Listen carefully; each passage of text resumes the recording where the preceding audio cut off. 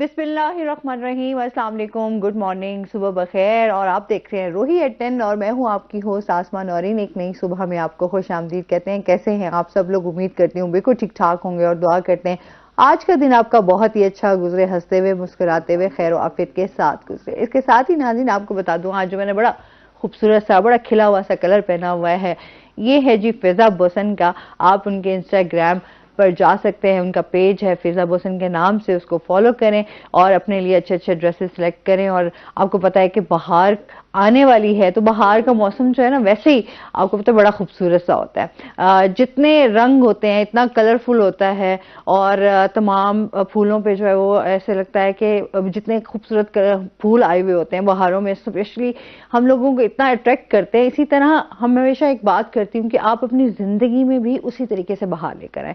Specially हम लोग जब देखते हैं कि हमारी ज़िंदगी में बहुत सारे मसाइल हैं, ये तो हकीकत है और इन मसाइलों से हमने लड़ना भी है।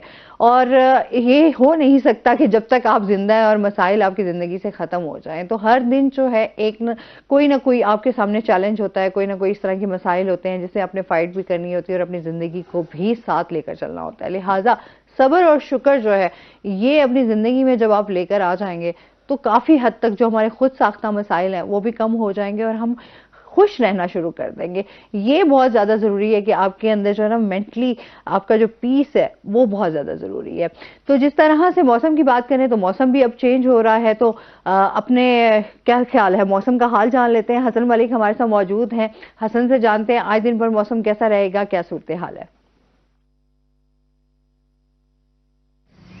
जी आसमा, मुल्तान शहर और गिरदोनवाह के अगर आज के मौसम की बात करें तो मुल्तान शहर का मौसम काफ़ी ज़्यादा करवट ले चुका है और गुज़िश्ता कई दिनों से सूरज अपनी आबोताब के साथ चमक रहा है। अगर आज की बात करें तो आज भी अलसुब से ही सूरज अपनी आंखें दिखा रहा है, सूरज अपने जुबन पर है और बिल्कुल मतला साफ़ हो चुका है। तो सेम इसी तरह ही कंडीशन है कि मतला साफ़ होने के साथ साथ सूरज अपनी आबोताब के साथ चमकने के साथ साथ सूरज अपनी शिद्दत दिखा रहा है। गुज़िश्ता कई दिनों से मौसम तो काफ़ी ज़्यादा साफ दिखाई दे रहा है, सूरज भी अपनी आबोताब के साथ चमक रहा है। तो इसी के साथ ही सर्दी की शिद्दत में नुमाया कमी देखने को आ रही है। दर्जा हरारत रोज़ाना की बुनियाद पर बढ़ता हुआ दिखाई दे रहा है। रात गए और सुबह के औकात में हल्की फुल्की सर्द हवा चलने के बायस मौसम सर्द महसूस होता है, लेकिन दिन के औकात में सूरज अपनी शिद्दत पर जब आता है तो इस तरह से ऐसा एहसास होता है जिस तरह से गर्मियाँ आ रही हों या गर्मियाँ आ चुकी हैं।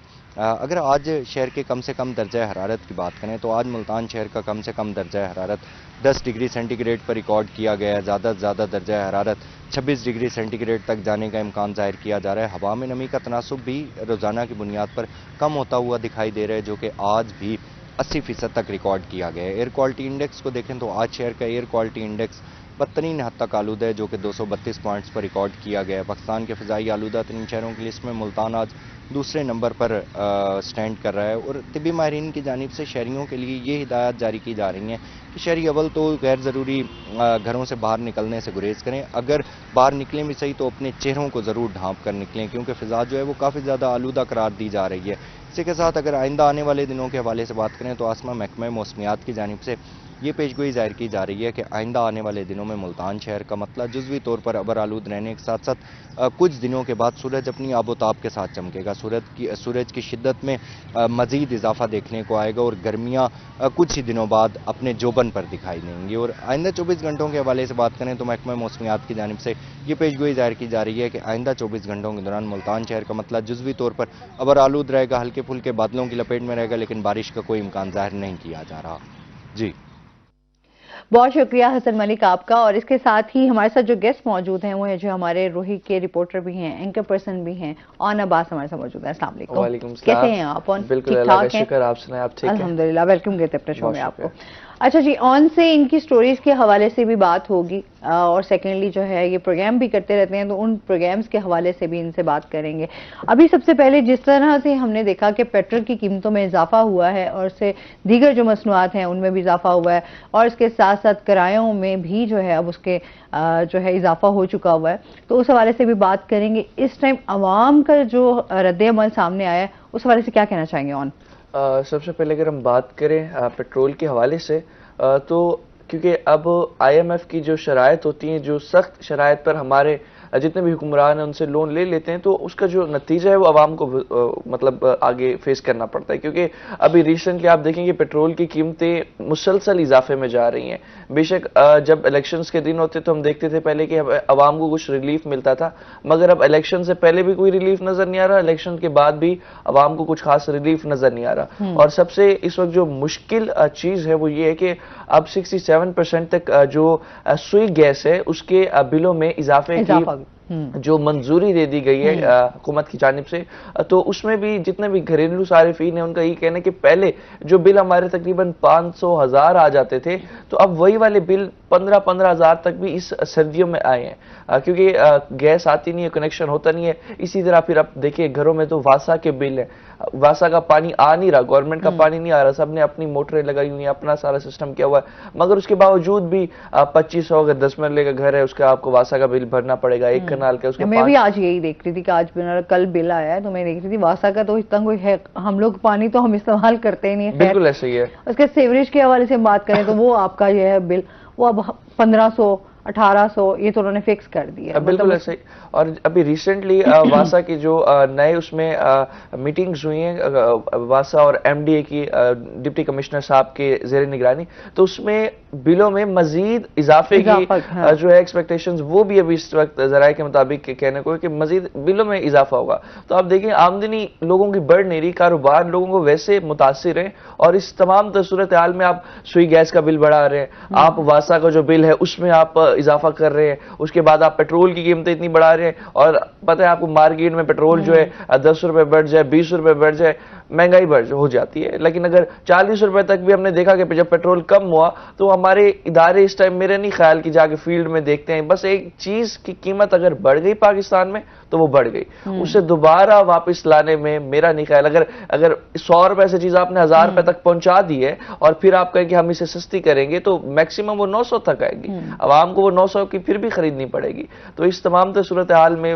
मेरे ख्याल में इदारे भी जो है वो भी थोड़ा मुतहरिक हों, ताकि आवाम इस वक्त यकीन माने एक वक्त की रोटी खाने को नहीं। हम जब जाते हैं सर्वे करते हैं, इंटरव्यू लेते हैं, जितने मजदूर अफराद हैं तो उनका ये कहना है कि हम 2 हफ्ते हो गए, 3 हफ्ते हो गए, हमें दिहाड़ी नहीं मिली। अच्छा, दूसरा फिर ये है कि जैसे यूटिलिटी स्टोर्स होते हैं, जब लोग वहां जाते हैं यूटिलिटी स्टोर्स पर तो वहां पर आप आटा नहीं ले सकते एक थैला, आपको कम से कम 2000 की चीजें खरीदनी पड़ती हैं। तो कहते हैं जब हम हमारे 2 हफ्ते मजदूरी नहीं लगेगी, हम 600-700 रुपए कमाएंगे 2 हफ्तों बाद, हमारे पास वो 2000 कहां से आएगा। हम जो गवर्नमेंट रिलीफ देना चाहती है आवाम को यूटिलिटी स्टोर की सूरत में, हम वहां से भी परचेजिंग नहीं कर सकते। तो ये तमाम सूरत हाल है जिसमें गरीब अवाम, मजदूर अवाम के लिए भी एक वक्त की रोटी खाना बहुत मुश्किल हो चुका है। अच्छा, फिर वही बात है ना कि जहां पर आप इतनी महंगाई हो चुकी है वहां हम देखें तो आपको खालिश चीजें मिलना भी जो है ना वो भी बड़ा मुश्किल हो गया है। अच्छा, रेट्स अगर आप देखें तो खुद साख्ता महंगाई बहुत ज्यादा है। अगर गवर्नमेंट की तरफ से कुछ रेट्स जो हैं वो बताए गए हैं, लेकिन उनके ऊपर अमल कौन करता है? सबसे पहले तो हम ये देखते हैं ना कि अमल भी तो नहीं होता। फिर हम देखते हैं कि पंजाब फूड अथॉरिटी जो कुछ इदारे बनाए गए हैं जिसके हवाले से कि चेक एंड बैलेंस किया जाए, सेहत के हवाले से जो है वो कोई इस तरह के खिलवाड़ ना किए जाएं जिससे इंसानी सेहत को नुकसान पहुंचे, लेकिन वहां पर भी हम देखते हैं कि पंजाब फूड अथॉरिटी जो है वो बड़ी कम काम करते हुए थे। मतलब उनके पास एक तो स्टाफ के हवाले से हम आए दिन देखते हैं कि ये भी कमी नजर आती है। अच्छा, फिर मोस्टली जब हम बड़े ब्रांड्स को देखते हैं तो वहां पर कुछ दिन तो ये नजर आता है कि उस पर एक्शन लिया गया, लेकिन दोबारा से उसको वहीं से जो है जमानत ले ली जाती है और उसके बाद से दोबारा काम स्टार्ट हो जाता है। लेकिन ऐसा होता है कि ना, हम कहते हैं कि यार अगर इस तरह का कोई कार्रवाई हो रही है जहां पर आपकी सेहत के साथ स्पेशली खेला जा रहा है, हम देखें डेयरी से रिलेटेड अगर हम देख लें, दूध है, बहुत सारी और चीजें हैं हमारी, वो हमें जो है वो खालिश नहीं मिलती। अच्छा, फिर उसके साथ हम देखते हैं कि आए दिन कुछ इस तरह की चीजें तैयार हो रही होती हैं जो समझ से बाहर होती हैं। बिल्कुल ऐसा ही है मैडम। अगर हम देखें तो जिस तरह महंगाई हर चीज में आप इसे लिंक करती है, जब बढ़ जाती है तो 2 नंबरी भी बढ़ जाती है। अभी आप मार्केट में देखिए तो अब जिस तरह पंजाब फूड अथॉरिटी का आप हाईलाइट कर रही थी, तो उनका इतना लिमिटेड स्टाफ है कि वो एक पोर्शन पर ही कवर कर सकते हैं। अगर वो इंडस्ट्रियल स्टेट जाएंगे तो यहाँ पर जो शहर में 2 नंबरी हो रही है वो कौन रोकेगा। अगर वो शहर में आएंगे, दुकानों को चेक करेंगे, तो पीछे से जो माल इंडस्ट्रियल स्टेट से आ रहा है वो 2 नंबर आना शुरू हो जाएगा। तो इस हवाले से हम डायरेक्टली और इनडायरेक्टली जो चीज भी खाते आते हैं उसमें या तो कोई मिलावट हुई हुई होती है या हाँ। तो अच्छा दूसरा ये है कि मैं उस दिन शॉप पर गया हूं, मैंने एक बिस्किट और मैंने एक कोल्ड ड्रिंक खरीदी, तो अब मैंने लेके मैंने पेमेंट कर दी। मैं ऐसे बाहर निकला, पता नहीं मेरे जहन में क्या चीज आई है कि मैंने ना चेक कर लिया कि बिस्किट और ब्रेड की ना एक्सपायरी डेट चेक कर लूं। अब ब्रेड की तो 3-4 दिन होती है, वो तकरीबन 2-3 दिन से एक्सपायरी था, जो बिस्किट था वो 2 माह से एक्सपायरी था। सही, आपने भी मेरे ख्याल में खरीदने के बाद ही चेक किया। खरीदने। चले एक कॉलर है। अस्सलाम वालेकुम। वालेकुम सलाम मैडम, मोहम्मद फयाज बात कर रहा हूँ, फिरोज पकड़ रहा हूँ। जी जी, क्या कहना चाहेंगे? मैं ये कहना चाह रहा हूँ, मैं रिटेल स्टोर पे हम लोग जाते हैं ना जब, हम्म।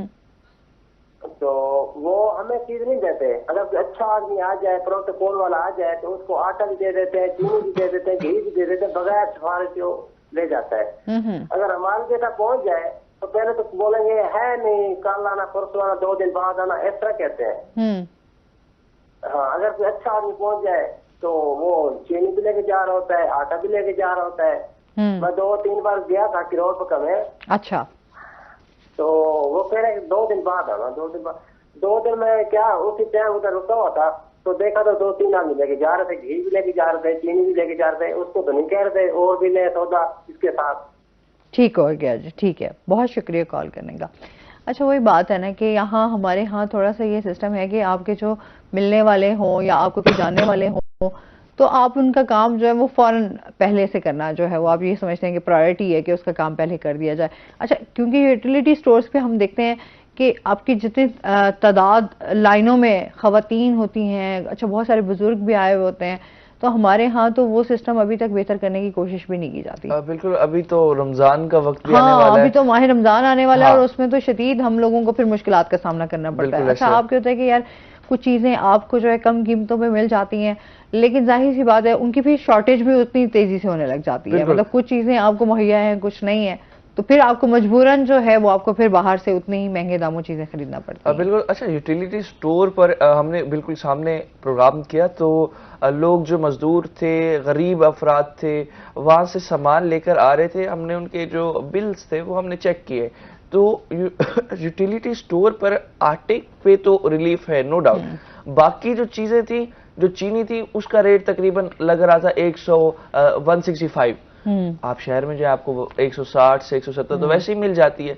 तो मतलब कुछ कुछ आइटम्स ऐसी हैं यूटिलिटी स्टोर पर जिन पे रिलीफ नहीं मिल रहा। हाँ, अच्छा, बहुत सारे ब्रांड्स की इस तरह की चीजें भी पड़ी हुई हैं, जैसे घी में हम देखते हैं बहुत सारे ब्रांड्स ऐसे हैं जिनकी कीमतें बरकरार बिल्कुल बरकरार। आप उनको अगर बाहर से भी परचेज करेंगे तो वो सेम ही आपको रेट मिलेगा, उसमें कोई वो नहीं कहेंगे कि जी इसमें आपको रिलीफ मिल रहा है। बिल्कुल ऐसे ही। और फिर गरीब आवाम के लिए है ये यूटिलिटी स्टोर। अभी जिस तरह भाई की कॉल है बता रहे थे, तो ये जो सफारिश सिस्टम है ना, इसकी वजह से भी यकीन माने कि कई लोग बहुत महरूम रह जाते हैं। यूटिलिटी स्टोर पे आप जाए तो वही बात, आप 2000 की शॉपिंग करेंगे तो आपको मिलेगी, और जब वो 2000 की करेंगे, आटे आपको उसी अगर अच्छे रेट पे मिल रहा है, बाकी चीजें अगर आपको वैसी महंगी मिल रही है, मेरा नहीं ख्याल कि कोई रिलीफ वहां से शायद यूटिलिटी स्टोर से मिला है। बिल्कुल ऐसा ही है।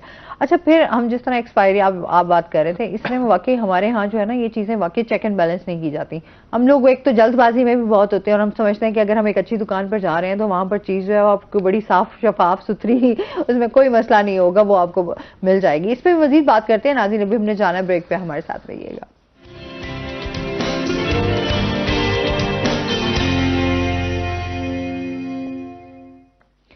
वेलकम बैक नाज़रीन, हम बात कर रहे थे पंजाब फूड अथॉरिटी पे। अच्छा, इस पे भी चेक एंड बैलेंस होना चाहिए। अभी खैर इस चीज़ पे अभी काफ़ी लोगों को अवेयरनेस भी हो गई है। लोग अब कुछ भी परचेज करने जाते हैं तो वो लाजमी चेक करते हैं कि एक्सपायरी डेट क्या है और मैन्युफैक्चरिंग डेट क्या है, तो इस हवाले से देखा जाता है। ये लाजमी भी है। देखें मैडम, अगर आप कोई चीज लेकर जा रहे हैं और आप कोई दूध का प्रोडक्ट भी लेकर जा रहे हैं और एक्सपायरी है, आप तो ये मतलब उसे सेहत के लिए पीते हैं, प्रोटीन सब विटामिन हासिल करने के लिए आप दूध पीते हैं, जब वही चीज एक्सपायरी आप पी रहे हो, कैल्शियम, तो दूध से कैल्शियम मैडम, बस थोड़ा सा साइंस इतनी अच्छी नहीं है हमारी, कुछ ना कुछ तो हासिल होता ही है। मुझे लगता है इसलिए ऑन तुम बहुत वीक हो। हाँ, इधर तो पता नहीं है ना खाने पीने का कि एक्चुअली आपको उसमें कहाँ से आपको विटामिन मिलेंगे, कहाँ से कैल्शियम मिलेगा। मेरे ख्याल में जो चीज हम टारगेट करके खाते होंगे, ये करते होंगे, उस चीज से वो मिल नहीं रहा होगा। यार वो एक्सपायरी निकला डेट तो उल्टा नुकसान की बात है। तो फिर वो आपने जो ब्रेड और क्या चीज आपने बिस्किट लिए थे, हाँ, तो वो फिर आपने वापस किए उनको? मैं बिल्कुल वापस किया हूँ, और मैंने किया, और फिर अपना असल में वो कह रहे नहीं आपने ये इनवाइस ये वो, तो फिर तारुफ करवाना पड़ता है। अच्छा, हम वही से हैं। हाँ? बिल्कुल, थोड़ा मीडिया और इस तरह से, क्योंकि देखे ना हर जगह आप जाए तो 2 नंबर इतनी बढ़ चुकी है कि अब शरीफ आदमी के लिए कोई चीज कोई काम करना भी बहुत ज्यादा मुश्किल है। तो एक्सपोज करना चाहिए था, फिर आपने इसके ऊपर अपनी जिम्मेदारी निभाई। उस वक्त रात के 11:30 बज रहे थे। मैं नेक्स्ट टाइम इंशाल्लाह मैं जाके इसे जरूर टारगेट करके जरूर करूंगा। वैसे पब्लिक प्रोग्राम है तो उसमें हम जरूर टारगेट करेंगे। तो ये सूरत हाल है। अच्छा, मुझे इस पे अवेयर मुझे ज्यादातर किया हमारे एक रिपोर्टर है नादिर मजहर, उनने मुझे इस पे बड़ा अवेयर किया था। उन्होंने कहा था आप जब भी जाएं आप जरूर चेक करें। तो उसके बाद से मैंने चेक करना शुरू किया। तो उससे पहले आप जो मुझे नहीं पता मैंने कितनी एक्सपायरी चीजें कही होंगी। तभी ये हाल है। पर फिर भी ये तो एक जस्ट मजाक हो रहा था। जिंदगी में मेरे ख्याल में अपनी सेहत के साथ जो है वो कभी भी इंसान को मजाक नहीं करना चाहिए, और सेहत है तो सब कुछ है। जब इंसान बीमार होता है तो तब इंसान को यार तब आइडिया होता है कि यार आप अपनी सेहत के साथ जो है वो बिल्कुल सिंसियर नहीं है, और आप इस तरह की चीजें खा पी रहे होते हैं जिससे आपकी सेहत जो है वो डाउन हो जाती है। खैर, एक्सपायरी चीजें तो वैसे भी आपके लिए सेहत के ऑलरेडी स्टोर्ड होती हैं, बहुत सारी चीजें उसमें केमिकल यूज करके उनको स्टोर किया जाता है, और उसके बाद हम उसको इस्तेमाल करते हैं। खैर, वो लज्जत और वो जायका तो रहता भी नहीं है। बिल्कुल ऐसे लेकिन ये है कि जाहिर सी बात है, जिस तरह से आबादी बढ़ रही है और बहुत सारी चीजें, हमें ग़िज़ा के हवाले से भी मसाइल का सामना रहता है, तो ये चीजें। इसमें मैडम एक छोटी सी चीज और ऐड करना चाहता हूँ कि जो मंडियां होती हैं तो वहां पर जितने भी जानवर वहां से लिए जाते हैं तो वो मुंतकिल किए जाते हैं स्लॉटर हाउस में। तो वहां जाके मतलब तकबीर पढ़ के उन्हें ज़िबा किया जाता है। उसके बाद जो गोश्त होता है वो मार्केट में आ जाता है। आप स्लॉटर हाउस मुल्तान जो है ये आप अपना इस तरफ उर्शदाबाद वाली रोड वाली साइड पर जाएं तो वहां से वो कनेक्टेड है भावलपुर चौक वाली साइड पे।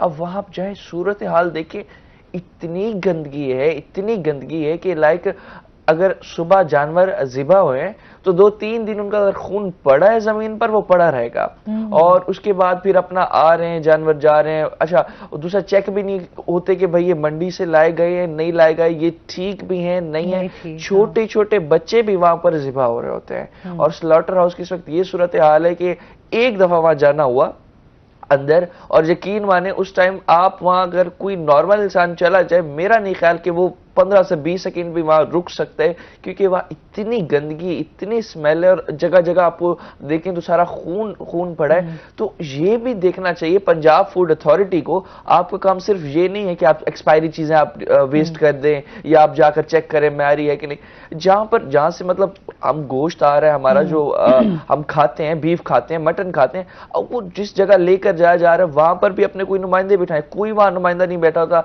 एक दो बस कारपोरेशन वाले अमला बैठा होता है, वो भी पर्चियां देने के लिए कि भाई जानवर अंदर आ रहा है, हाँ भाई 100 रुपए की पर्ची काटें, 50 रुपए की पर्ची काटें, पर्ची दे दी। और वहां पर अंदर की सूरत हाल ये कि नाकिस इंतजामात हैं सफाई के, कुछ भी वहां पर चीज मौजूद नहीं है, ना चेक एंड बैलेंस रखा जा रहा है कि भाई आप जानवर ला रहे हो कि वो जैसे आते हैं छोटे छोटे, मतलब 6 माह से कम तो आपको इजाजत नहीं होती, इस्लाम के अकॉर्डिंग भी आप नहीं जिबा कर सकते। इतने से बच्चे वहां पर लेके जाके वो जिबा हो रहे होते हैं, हालत भी वहां की इतनी खराब है। और वही सोचें जब वो गोश्त आता होगा हमारे घरों तक आता होगा, हम वही खाते हैं। कोई भी फिर ऑन एक्शन नहीं लिया गया इस हवाले से, अगर आप प्रोग्राम भी करके आए हैं या इसमें जो जिम्मेदारी बनती है वो बनती है हमारी जो लोकल गवर्नमेंट है, सबसे पहले तो उनकी जिम्मेदारी बनती है कि वो इस चीज पर एक्शन लें।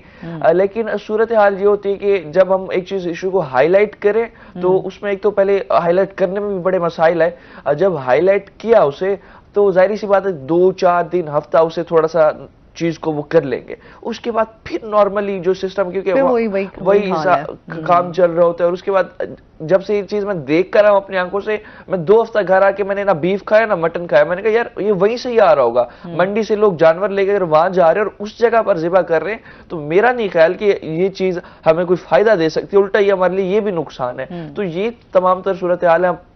इंडस्ट्रियल स्टेट जाएं, वहां बच्चों के दूध में मिलावट हो रही है। छोटे छोटे बच्चे जो कि उनका खुला दूध का डब्बा मिलता है, तो वो जो मैन्युफैक्चर हो रहा था उधर भी जाके पंजाब फूड अथॉरिटी ने कार्रवाई की तो है, लेकिन देखिए कितनी ज्यादती की बात है। एक छोटा सा बच्चा जो 6 माह का भी नहीं होगा, वो अगर ऐसी चीज पिएगा जो कि उसके लिए नुकसान की चीज हो, तो देखिए बड़ी एक वही ना, सेहत के हवाले से तभी तो हमारे हॉस्पिटल्स जो हैं हम देखते हैं वो बहुत ज्यादा आबाद हैं। बिल्कुल। और जितनी तेजी से आबाद हो रहे हैं उसी तरह से हमारे मैदान जो है वो आपको खाली नजर आएंगे। बिल्कुल।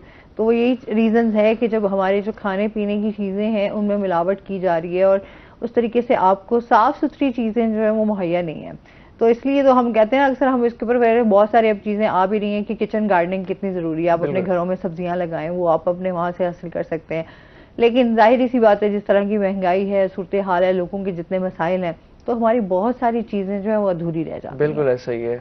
अच्छा जी, इसके साथ साथ जो है हम बात करेंगे वफाकी और सूबाई मुहतसिब के हवाले से भी। इस इदारे की जो कारकर्दगी है वो क्या चल रही है, किस तरह से ये लोगों के मसाइल को हल कर रहे हैं। क्योंकि जिस तरह अभी हम बिजली के बिलों की बात करें, गैस के, अब तो गैस के बिल भी जो है ना वो माशाल्लाह से उनमें भी इजाफा हो चुका हुआ है। तो लोगों के लिए दिन ब दिन जो है वो मसाइल बढ़ते जा रहे हैं। बिल्कुल मैडम, अगर हम देखें तो वफाकी और सूबाई मुहतसिब में सबसे ज्यादा जो कंप्लेन्स आई वो सुई गैस और मैपको के खिलाफ थी। क्योंकि लोगों का क्या होता है कि मतलब आपके घर में सिर्फ 2 पंखे चल रहे हैं गर्मियों में और आपका बिल 40-40 हजार आ रहा है। आप पे मतलब जो काउंटिंग होती है उसमें का जो प्रोसेस है वो सही तरह से नहीं किया जाता, या डेट जो है अगर 30 दिन में काउंटिंग करनी थी तो जो आए एहलकार हैं वो 45 दिन में जाके कर रहे हैं ताकि यूनिट्स बढ़ जाए, टेन्योर बढ़े और बिल ज्यादा वसूल किया जाए। तो इस तरह से जितने भी शिकायत थी पहले अवाम को, तो उसका जो हल है अवाम को मतलब फेस करना पड़ता था। कोई इतना रुझान अवाम का नहीं था। लेकिन वफाकी मुहतसिब वैसे तो तकरीबन 2001 से काम कर रहे हैं मुल्तान में, लेकिन अवाम को आहिस्ता आहिस्ता इसकी तरफ जो शऊर है आ रहा है वफाकी और सूबाई मुहतसिब की जानिब। तो इसमें जितने भी मामला जो होते हैं, अच्छा सूबाई मुहतसिब की अगर हम बात करें तो स्पेशली खवातीन को मजबूत करने के लिए सूबाई मुहतसिब का वुमेन विंग जो है उसका क़याम किया गया था गुज़िश्ता साल। और उसकी अगर हम रिपोर्ट्स के बारे से बात करें तो कई खवातीन ऐसी हैं जिन्हें विरासत से महरूम रखा जाता था, या जिन खवातीन को कोई भी सरकारी इदारे में या प्राइवेट इदारे में अगर वो काम कर रही हैं तो वहां पर अगर उन्हें हैरासमेंट का सामना करना पड़ता था या किसी चीज का भी उन्हें मसाइल होते थे, सिर्फ अब एक दरखास्त देती हैं वो सूबाई मुहतसिब खवातीन विंग में, और उस पर जो इम्प्लीमेंटेशन की शरह है वो तकरीबन 100% है। और मतलब आप 1 महीने में खवातीन के फैसले हो रहे हैं।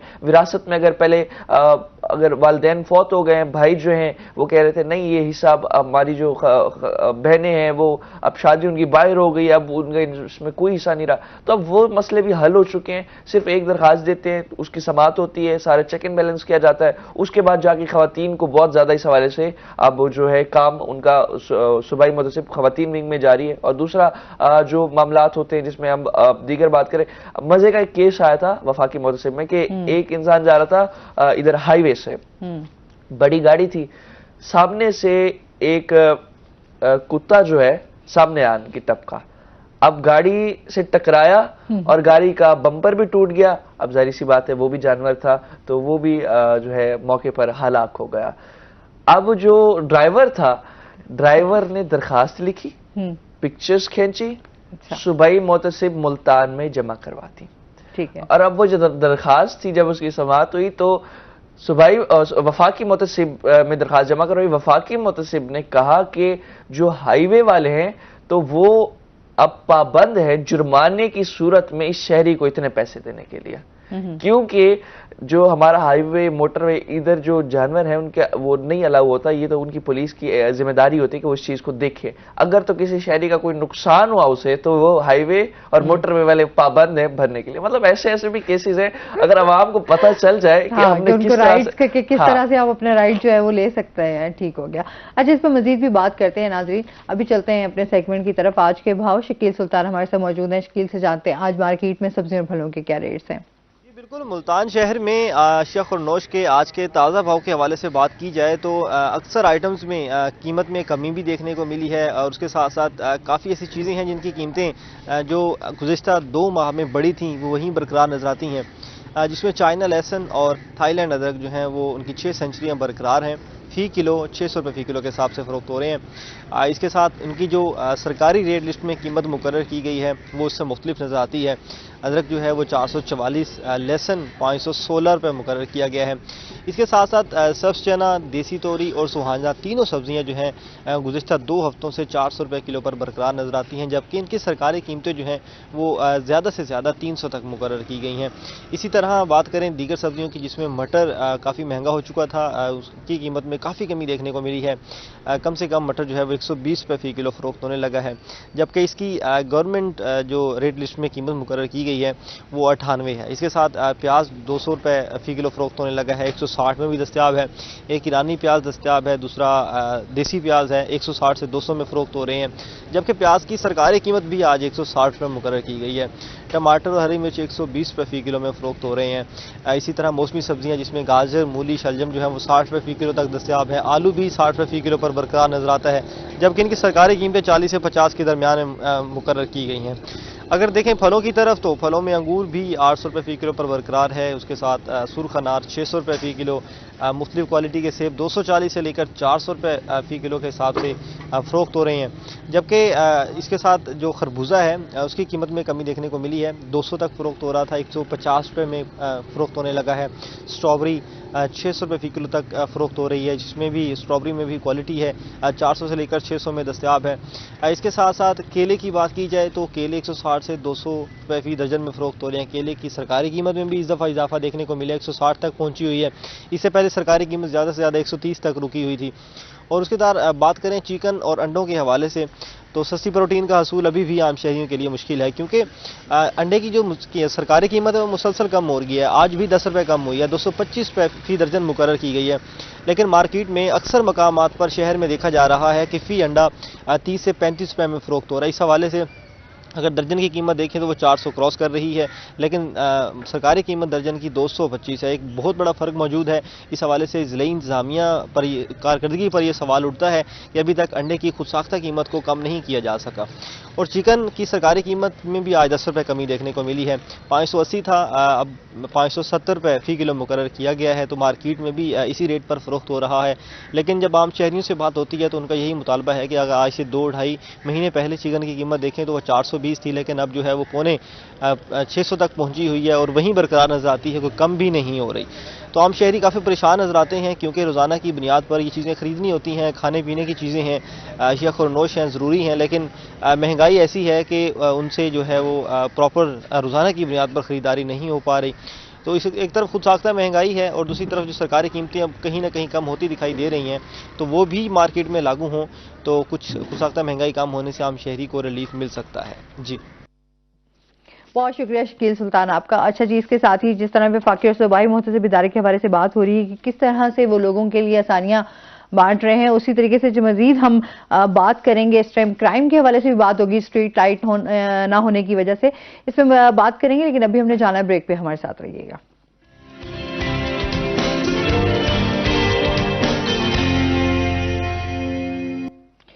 वेलकम बैक नाजरीन। अच्छा जी, जिस तरह से शहर में हम बात करें स्ट्रीट लाइट्स की, अभी तो खैर PSL की वजह से जो है ना रौनकें बहाल हो गई हैं, रोड आबाद हो रहे हैं और जहां जहां से टीमें गुजरेंगी वहां जो है वो रोशन होगा, ऐसे ही है ना। बिल्कुल ऐसे ही तो है। अभी लेकिन हम देखते हैं बहुत सारे इलाकों में जो है स्ट्रीट लाइट्स ना होने की वजह से क्राइम में इजाफा हो रहा है। चोरी डकैती की वाकयात तो हम आए दिन देख रहे हैं कि बहुत ज़्यादा तादाद में जो है वो अब होने लग गए हैं। अच्छा, उसी तरीके से अभी बहुत सारी ये चीज़ें भी आ रही हैं, जिस तरह कत्ल की हम बात करते थे, अब तो लोगों के लिए एक मामूली सा यूँ समझ लेना यूँ बन गया है कि अगर आप थोड़ी सी भी आप कोई चीज़ अपनी देने से इनकार करते हैं तो आपको फ़ौरन वहीं पर निशाना बना दिया जाता है, आपकी जान ले ली जाती है। तो इस तरह के जो वाकयात हैं उनमें दिन ब दिन इजाफा होता जा रहा है, क्या कहेंगे इस बारे में? जी मैडम, सबसे पहले अगर हम देखें तो म्यूनिसिपल कॉरपोरेशन जिसके अंदर पूरे शहर की स्ट्रीट लाइट्स फाल करने की जिम्मेदारी आती है, तो बिल्कुल नाकाम है। क्योंकि आप देखें कि अब जैसे PSL का हमने जिक्र किया, स्टेडियम से लेकर रमादा होटल या फिर जो भी हमारे प्राइवेट होटल्स हैं, वहां पर जितने खिलाड़ी रुकेंगे तो उसी रूट को बिल्कुल रोशन कर दिया जाएगा। और सारा आमला है कि अब PSL होने लगा है तो हमने ये वाला रूट क्लियर करना है, या कभी कोई CM साहब आ रहे हैं तो अगर इस रूट से आ रहे हैं तो मोबाइल लाइट्स लगाकर, मतलब टेम्परेरी हल उसका कोई नहीं होता, उस जगह को रोशन कर दिया जाता है। मगर जब हम देखते हैं इवेंट खत्म, सब कुछ रूटीन के वाइज। अभी भी आप मुल्तान एयरपोर्ट रोड को देख ले तो एयरपोर्ट रोड की इस वक्त ये हालत है कि रात के वक्त आप वहां पर 8 बजे भी गुजर रहे हो, आपको नहीं पता चलेगा कि रात के 8 बज रहे हैं या रात के 2 बज रहे हैं, क्योंकि बिल्कुल वहां लाइट का कोई इंतजाम नहीं है। और एयरपोर्ट से आपको पता है लोग बाहर से आ रहे हैं, उम्रा करके आ रहे हैं, कुछ भी करके आ रहे हैं, तो सामान हो सकते हैं, इंपॉर्टेंट चीजें, और कई वारदातें यहाँ पर डेली होती भी हैं, मामूल बन चुका है यहाँ पर वारदातें। उसके अलावा अगर हम मजीद शहर के अंदर की बात करें तो अंदरून शहर हो गया या अपना चौक कुमारा के करीब चले जाएं, अच्छा वहां रोड्स भी सारे टूटे हुए होते हैं, स्ट्रीट लाइट्स भी नहीं होती, जिसकी वजह से जो आप देखें कि जो चोर हैं उन्हें वो और मौका मिल जाता है। अब नवाबपुर रोड जो हमारा है यहाँ पर 8 नंबर के करीब, एक वक्त रात को अब मैं वहां से गुजरा हूं तो मुझे नहीं पता था कि भाई मैंने कहां से जाना है ना, मतलब कोई ना कोई, हम किसी अगर सही रोड से जा रहे हो हमने रास्ता निकाल लेना होता है। अब लिटरली 5 मिनट का सफर आधे घंटे में हुआ, इतने वहां खड्डे, रोड सारा टूट फूट का शिकार, और ऊपर से रात के 12 बजे और लाइट ना हो तो मतलब वाकया तो नहीं हो रहा। अल्लाह का शुक्र है बचत हो गई। मैं बस वहां से बाइक खींच के जा रहा था, मैंने कहा शायद मतलब एक डर खौफ जो है, डर और खौफ भी होता है ना, वो शहरियों को इस वक्त आप देखें, हर शहरी की जब भी वो निकलेगा घर से बाहर, हालात ऐसे हो चुके हैं कि वो कहेगा यार मेरे साथ आज वारदात ना हो जाए। अक्सर लोग क्या करते हैं, जितने कुछ सामान लेने जा रहे हैं उतने पैसे यहाँ फ्रंट जेब के अंदर रखे, बाकी सामान घर रखा, जाके चीज लाए, ताकि मतलब हमारे साथ जो है इस चीज का ना हो। हमारे अभी मैंने पहले भी जिक्र किया था, जिस तरह हमारे रोही के एक रिपोर्टर है नादिर मजहर साहब, उनकी अभी रिसेंटली बाइक जो है वो चोरी हुई, सुबह का टाइम था। अच्छा ये मुझे नहीं पता, वैसे सुबह का टाइम था, तकरीबन ये कोई 2-2.5 माह पहले की बात है। सुबह का टाइम था, घर से निकले वॉक करने, और जब बाइक पर सामने पार्क तक बाइक पर वापसी करने निकल गए। अच्छा, तो जब हम पहुंचे तो उसके बाद जब वापस आने लगे तो सामने वाली ऐसे गली बंद थी, तो वहां से ऐसे टर्न करके वापस अपने घर की तरफ आ रहे हैं, तो रास्ते में नाका लगा हुआ था। तो नादिर ने कहा कि जब मैंने देखा तो मैंने कहा भाई सर ये बाइक भी आपका है, ये मोबाइल भी आपका है, मुझे इजाजत दें मैं घर जाता हूँ। तो मतलब आजकल हालात में से बन भी ऐसे चुके हैं कि थोड़ी सी भी रेजिस्टेंस करें तो आपके जो है वो जान से मार देते हैं। बिल्कुल ऐसा। अच्छा, ये हालात क्योंकि बहुत ज्यादा, जिस तरह खवातीन है, अभी कुछ दिन पहले मेरी फ्रेंड की वालदा के साथ भी इसी तरीके से हुआ कि अब इस तरह के ग्रोह आ गए हैं कि आपको बड़ा अवेयर होना पड़ेगा। मैं समझती थी कि यहाँ पर बात करना भी जरूरी है, अभी क्राइम के हवाले से बात हो ही रही थी कि 2 खवातीन और रिक्शा समेत, रिक्शे वाला भी मिला हुआ था। अब इस तरह के लोगों ने एक नया काम स्टार्ट कर दिया है कि उसमें अगर सवारी आपके साथ बैठ जाती है तो वो खवातीन जो हैं वो उस खवातीन को दूसरी अगर कोई खातून बैठ गई है तो उसको देखते हैं कि अच्छा ये बुजुर्ग है या अच्छा इसमें इतनी ताकत है कि ये लड़ सकती है, या कुछ आपको जो है वो इस तरह की किसी सुनसान एरिया में जहां पहुंचना होता है वहां नहीं लेके जाते, अपनी मंजिल पे किसी और साइड पे लेके चले जाते हैं जहां पर देखते हैं कि वहां पर रश भी नहीं है, वहां पर कोई आ भी नहीं सकता, तो वहां पर उसको लूट लिया जाता है। मेरी फ्रेंड की वालदा के साथ इसी तरीके से हुआ कि उनसे मोबाइल भी ले लिया गया, उनका पर्स भी ले लिया गया, और उसके साथ साथ कान में उन्होंने बालियां गोल्ड पहना हुआ था, तो जो है वो खींचने की उन्होंने भरपूर कोशिश की, जिसमें थोड़ा सा जो है वो उसमें कामयाब नहीं हो सकी और फौरन वहां से वो लोग फरार हो गए।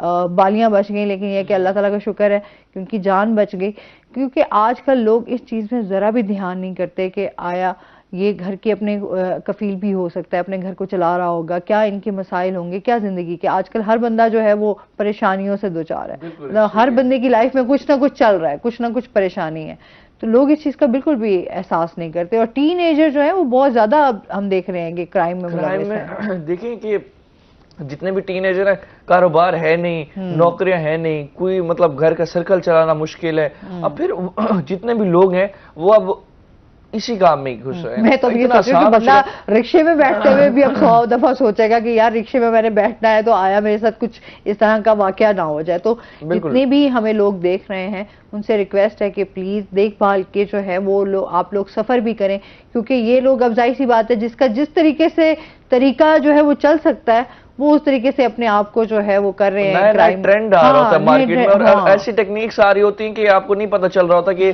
आपको वहमो गुमा में भी नहीं होता, आगे जाके आपके साथ हादसा हो जाता है। घंटा घर से आपने 9 नंबर तक आना था, उस दौरान जो है ये वाकया हो गया। अब कितना ये रशी रोड है, ये बहुत ज्यादा और इतना फासला भी नहीं है, मैक्सिमम हाँ, 1 किलोमीटर होगा, तो वहां 1.5 पर ये किलोमीटर। इस तरह का वाकया हो गया कि अब जो है रिक्शे वालों ने ये अब नए हथकंडे जो है ना उन्होंने इस्तेमाल करना शुरू कर दिए कि अब उन्होंने अपने खवातीन साथ बिठाई हुई होती हैं और वो इस तरह की वारदातें कर रहे ये हैं। बहुत एक बड़ा अलमिया, और इसमें अब जितने भी हमारे, अगर हम देखें क्राइम जिस तरह बढ़ रहा है, उसके कहीं ना कहीं जो लिंक्स हमारे जुड़ते हैं वही महंगाई, और अब जैसे हुकूमत बन रही है और उसमें भी बड़ी तवक्कुआत अभी है भी वहाँ देखिए को। आप कितने चीजें, अभी हुकूमत ना बनने की वजह से भी इतने हमें मसाइल है सामना करना बिल्कुल पड़ रहा ऐसे है। ही आए दिन हालात जो है वो आप देखते हैं कि अच्छा इलेक्शंस की कितनी हम लोगों को था, इलेक्शन हो गए हैं तो अब हुकूमत नहीं बन पा रही, बिल्कुल। तो हुकूमत नहीं बन पाएगी तो बहुत सारे मसाइल हमें मजीद चैलेंजेस जो हैं वो फेस करने पड़ेंगे और दिन ब दिन जो है वो हमारे लिए भी और मुल्क के लिए भी जो है वो नुकसानदेह साबित हो सकता है। इस पर मजीद भी हम बात करेंगे। नाज़रीन अभी हमने जाना ब्रेक पे, हमारे साथ रहिएगा।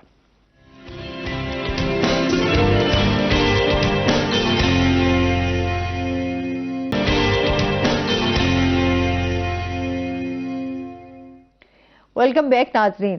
अच्छा जी, इसके साथ ही जिला कचहरी के हवाले से भी हम बात कर लेते हैं। कचहरी की यहाँ पे तो एक पार्किंग का इशू हम बड़े अरसा दराज से देखते आ रहे हैं। अच्छा, साइलिन आते हैं बड़े दूर दराज से, उन बेचारों को भी बहुत ज्यादा मुश्किलात का सामना रहता है, क्या कहना चाहेंगे इस बारे में? सबसे पहले अगर हम देखें तो कचहरी मुल्तान के दिल में वाक़ है, क्योंकि आप देखिए सारा जो रूल्स हैं, स्कूल है, ये एमडीए चौक अब हो हम गया, हम भी उस दिल में आ चुके हैं। हम भी हमारा ऑफिस भी उस दिल में आ गया है। उस दिल के एक स्टंट हमें एक स्टंट कह रही है मिलके। तो अब दिन के टाइम उस रश की वजह से इतना रश हो जाता है पूरे इर्द गिर्द में। आप घंटा घर जाना चाहते हैं, आप एमडीए चौक आना चाहते हैं, 9 नंबर जाना चाहते हैं, कैंटी जाना चाहते हैं, उस चौक से आपको गुजरना पड़ता है। तो अब बाहर एक तो जो मसले मसाइल चल रहे हैं सो चल रहे हैं। अच्छा, अगर हम सारे मसलों को अगर देख लें तो सबसे पहले पार्किंग का मसला, कि पूरा रोड ऑक्यूपाई किया हुआ होता है नाजायज पार्किंग एरिया ने। अच्छा, उसमें फिर अगर आप देखें तो अच्छी बात है कि वकला हजरात अब यूनाइट होते हैं और अपना वो सारे मामला खुद अपने तो देख लेते हैं, मगर साइलिन बेचारों के लिए ये परेशानी है कि वहां जो इस टाइम टोकन फीस चल रही है 40 रुपए चल रही है। शहर में कारपोरेशन अहकामात के मुताबिक 10 रुपए से ज्यादा नहीं हो सकती मोटरसाइकिल की। अब 40 रुपए एक साइल है, आएगा उन्हें देगा, अंदर जाएगा, कोई डॉक्यूमेंट्स वगैरह इधर उधर फिर उठाने, फिर आएगा उन्हें देगा, फिर अंदर जाएगा, फिर मतलब इस तरह से साइलिन के लिए एक तो वहां बाइक खड़ी करने की परेशानी कि ओवर चार्जिंग वहां इतनी ज्यादा चली है। अब अंदर चले गए तो वकील हजरात के चैम्बर्स इतने होते हैं कि उसमें मेरे ख्याल में शायद एक वकील बैठा होता है, साथ उनका एक ट्रेनर, मतलब जो ट्रेनिंग ले रहा था वो बैठा था। साहिल के बैठने की जगह नहीं होती, वो आएगा अपना बस सुनाएगा, जल्दी बाहर चला जाएगा।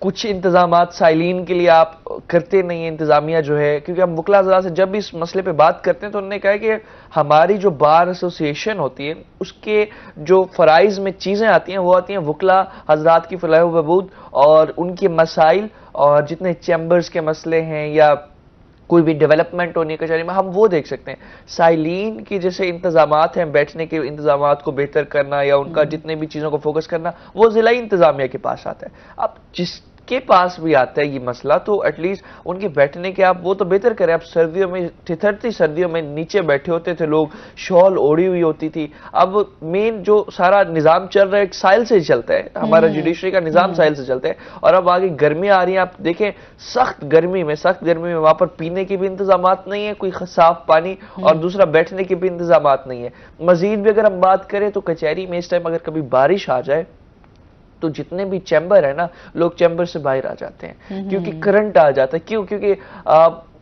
तारे जो है वहां पर जितनी भी बिजली की लटकती तारे हैं बहुत अनसेफ हो चुकी हैं। अब कई दफा वहां पर काम करने का सोचा गया कि इन्हें अंडरग्राउंड किया जाए, मगर अब जो न्यू जुडिशियल कॉम्प्लेक्स बन रहा है उसकी वजह से हमारा जो निज़ाम है ये उसमें काफ़ी बेहतरी आएगी। 11 मंजिला बिल्डिंग है, 6 मंजिल पहले पार्किंग के लिए है, उसके बाद कुछ वकला हज़रात के चैम्बर्स होंगे और उसके साथ साथ हमारे जो अदालतें हैं वो होंगी, बख्शी खाना होगी और तमाम तर सूरत हाल उस 11 मंजिला बिल्डिंग जो है 22 कनाल में बन रही है।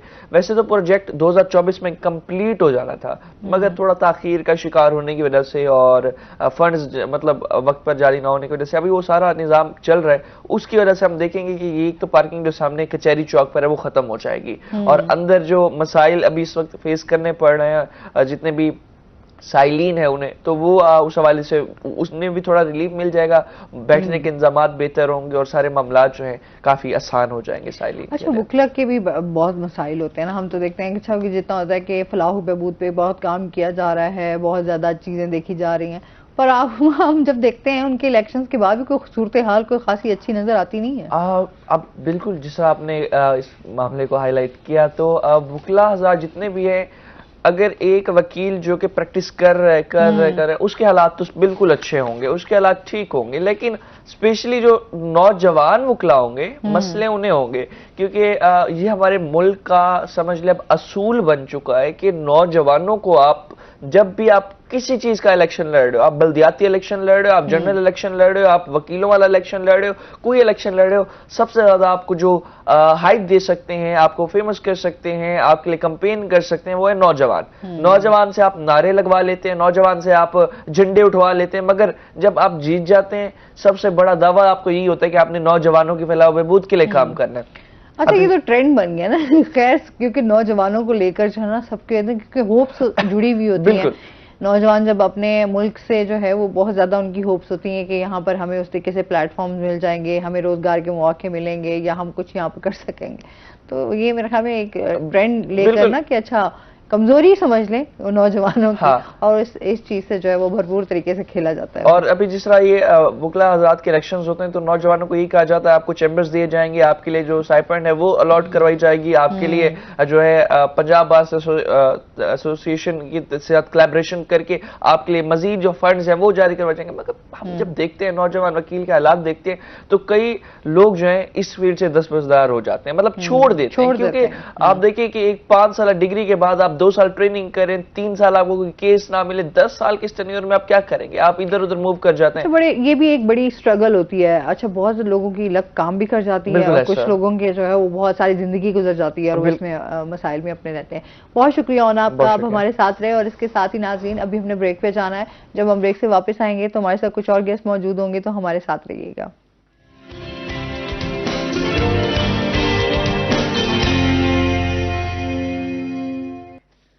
वेलकम बैक नाजरीन, रोही एट 10 में एक बार फिर से आपको खुश आमदीद कहेंगे। और इसके साथ ही हमारे साथ गेस्ट भी मौजूद हैं, उनका तारुफ करवा देती हूँ। मोहम्मद अहमद आज हमारे साथ मौजूद हैं, जो कि न्यूट्रिशनिस्ट हैं। अस्सलाम वालेकुम, कैसे हैं आप? ठीक ठाक हैं?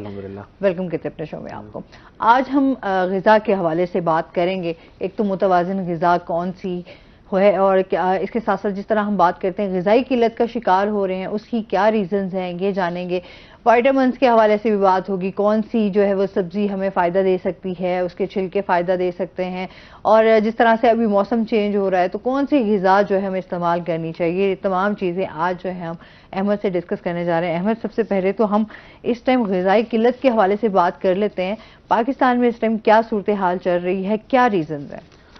पाकिस्तान में ग़िज़ाई किल्लत की बहुत बुरी सूरत हाल है। अगर आप एक लाइन में जवाब चाहते हैं, इस वक्त मैं अभी कुछ अर्सा पहले स्टैट्स देख रहा था, तकरीबन 2.5 करोड़ बच्चे जो हैं वो ग़िज़ाई किल्लत का शिकार हैं, और वो एक्यूट माल न्यूट्रिशन का शिकार हैं। यानी कि ऐसा नहीं है कि उनको थोड़ी बहुत स्टारवेशन है या थोड़ा बहुत मुफलिसी है, जब कुछ तरह के मामलात नहीं हैं, वो बहुत ज़्यादा शदीद किस्म की मतलब फैटल किस्म की सूरत हाल में हैं। 2.5 करोड़ एक बहुत एनॉर्मस अमाउंट है। अगर हम उसके देखें, पहले तो हमें ये डिफाइन करना पड़ेगा कि ग़िज़ाई किल्लत है क्या। ग़िज़ाई किल्लत ये होती है कि जब आपको कोई भी खुराक अपनी मिकदार से कम मिल रही हो या ज़्यादा मिल रही हो। तो हमारे यहाँ ये उसकी बहुत बड़ी एक तादाद है, और उसकी सबसे बड़ी वजह तो गुर्बत है डेफिनेटली। और उसके बाद दूसरी बड़ी वजह है वो अवेयरनेस है। हमें पता ही नहीं होता कि हमें क्या खाना चाहिए, या हमें कौन सी चीज़ किस इलाके में कैसे पहुंचानी है, और कौन से लोगों को कौन सी चीज़ कब मुयस्सर होनी चाहिए। अब फॉर एग्जांपल, एक बंदा है, वो पूरा दिन काम करता है, शाम 6 बजे वो इतना ज़्यादा खाना खा लेता है, हालांकि उसको कोई मतलब फाइनेंशियल इशूज़ नहीं है, लेकिन चूंकि वो टाइम मैनेज नहीं कर रहा, उसके जो वर्क बैलेंस है वो मैनेज नहीं हो रहा, जब हम फिर वो टेक्निकली वो ग़िज़ाई किल्लत का शिकार हो जाएगा। उसके अंदर आयरन की कमी हो जाएगी, उसके अंदर विटामिन सी की कमी हो जाएगी, उसके अंदर विटामिन ई की कमी हो जाएगी, फिर वो हार्ट डिजीज़ का शिकार हो जाएगा, फिर वो वक्त के साथ साथ CVDs का और इन सारे मामलात का शिकार होता जाएगा, क्यों? क्योंकि सिर्फ उसने अपनी ज़िंदगी में एक बैलेंस नहीं कायम किया और उसको कोई फाइनेंशियल इशूज इस तरह के कोई मामलात नहीं थे। तो जो ग़िज़ाई किल्लत है उसकी बहुत सारी वजूहात हैं, इस पर बहुत सारी रिसर्चेस हो चुकी हैं, लेकिन जो हमारे यहाँ, अब मैं अगर साउथ पंजाब की बात करूँ तो अगर कोई मुतवसत तबका है तो उसमें लैक ऑफ टाइम मैनेजमेंट और लैक ऑफ अवेयरनेस इसकी बड़ी वजह है, और अगर कोई गरीब तबका है तो उसमें लैक ऑफ एक्सेसिबिलिटी, आपके पास अवेलेबल ही नहीं होती चीज़ें देहात में आजकल और इन तरह के मामलों में। फिर वहाँ एक अवेयरनेस का और जो हमारे सोशल टैबूज़ हैं उन्होंने भी बहुत काम ख़राब किया हुआ है। मैं आपको एक मिसाल देता हूँ, मैंने चिल्ड्रन हॉस्पिटल में काम किया काफ़ी अर्सा, तो वहाँ एक बीमारी होती है सीलिक डिजीज़, उसमें ना आप गंदम नहीं खा सकते। अब वहाँ औरतें आई, देहात की शराइकी औरतें, वो मुझसे कहा करती थी कि हम अपने बच्चे को गंदम क्यों ना खिलाएं, कुरान में कहाँ हुर्मत आई है, अल्लाह ताला ने हलाल किया तो आप कौन होते हो उसे मना करने वाले। अब हालांकि वो गंदम खाएगा, उसकी इंटेस्टाइन बर्बाद हो जाएगी, उस इंटेस्टाइन की बर्बादी की वजह से उसका सारा हो जाएगा और 5 साल तक बच्चा नहीं पहुंच सकेगा, उससे पहले ही उसकी ज़िंदगी ख़त्म हो जाएगी, वो रहलत कर जाएगा। तो उसकी सिर्फ ये रीज़न है कि माँ ने एक कुरान की एक आयत पकड़ी है और उसने कहा कि कहाँ आराम किया हुआ है। तो अल्लाह ताला ने आपको चीज़ों से बचने का हुक्म दिया, कुरान में है कि खुद को अपनी तरफ हलाकत की तरफ मत लेकर जाओ। तो हम लोगों को इस चीज़ की तरफ लेकर आना चाहिए, लोगों में बेसिक अवेयरनेस की आगाही करनी चाहिए, लोगों को बेसिक अवेयरनेस देनी चाहिए ताकि उनके अंदर ये बात आए कि अगर कोई चीज़ साइंस कह रही है तो उसके पीछे कोई ना कोई लॉजिक होगी। तो इसी तरह जैसे सीलिक डिजीज में तो उनको कायल करना मेरे लिए एक इम्तिहान होता था, किसी भी न्यूट्रिशनिस्ट के लिए वो एक इम्तिहान होता है कि आप अगले को कायल करें। कायल करना बहुत मुश्किल काम है, बिल्कुल ऐसे, ये एक बहुत बड़ा चैलेंज होता है अगले को समझाना। अगले को आजकल के एक तो एडवर्टाइजमेंट के दौर में, और जब आपके ऊपर बल्क ऑफ इंफॉर्मेशन फेंकी जा रही है ना, अब आप फॉर एग्जांपल आप किसी भी एक हाइपर मार्ट में जाएं, सुपर मार्केट में जाएं, आपने लेना अचार है, आपको 50,000 किस्में मिल जाएंगी वहां पे। आपने जूस लेना है, आपको 50,000 किस्में मिल जाएंगी। वही ना, कंपटीशन बढ़ रहा है। फिर हम अगर बात करें कि जिस तरह दुनिया जो है, अब आबादी भी तो बढ़ रही है ना, और फिर उस तरीके से आप ग़िज़ा का इस्तेमाल भी हमारे जो है वो हमारा बढ़ता जा रहा है। फिर हमारे यहाँ एशियंस की बात कर लें तो हमारे यहाँ तो ये है कि रोटी जो है वो सबसे इम्पॉर्टेंट ग़िज़ा समझी जाती है कि आप आटे के बगैर जो है ना, गंदम के बगैर आपका गुजारा नहीं है, आपका पेट ही तभी भरता है जब आप रोटी खाते हैं। हाँ। तो हमारे यहाँ तो यही कॉन्सेप्ट है ना। मैं एक मजेदार बात सुनाऊं, मेरे वालिद साहब का एक मजेदार किस्सा है। वो हम बाहर खाना खाया करते थे ना, फास्ट फूड खा लिया, कई बर्गर खा लिया, तब जी खा लेते थे, ये तो खा लिया, अब घर जाकर रोटी भी खानी होगी ना।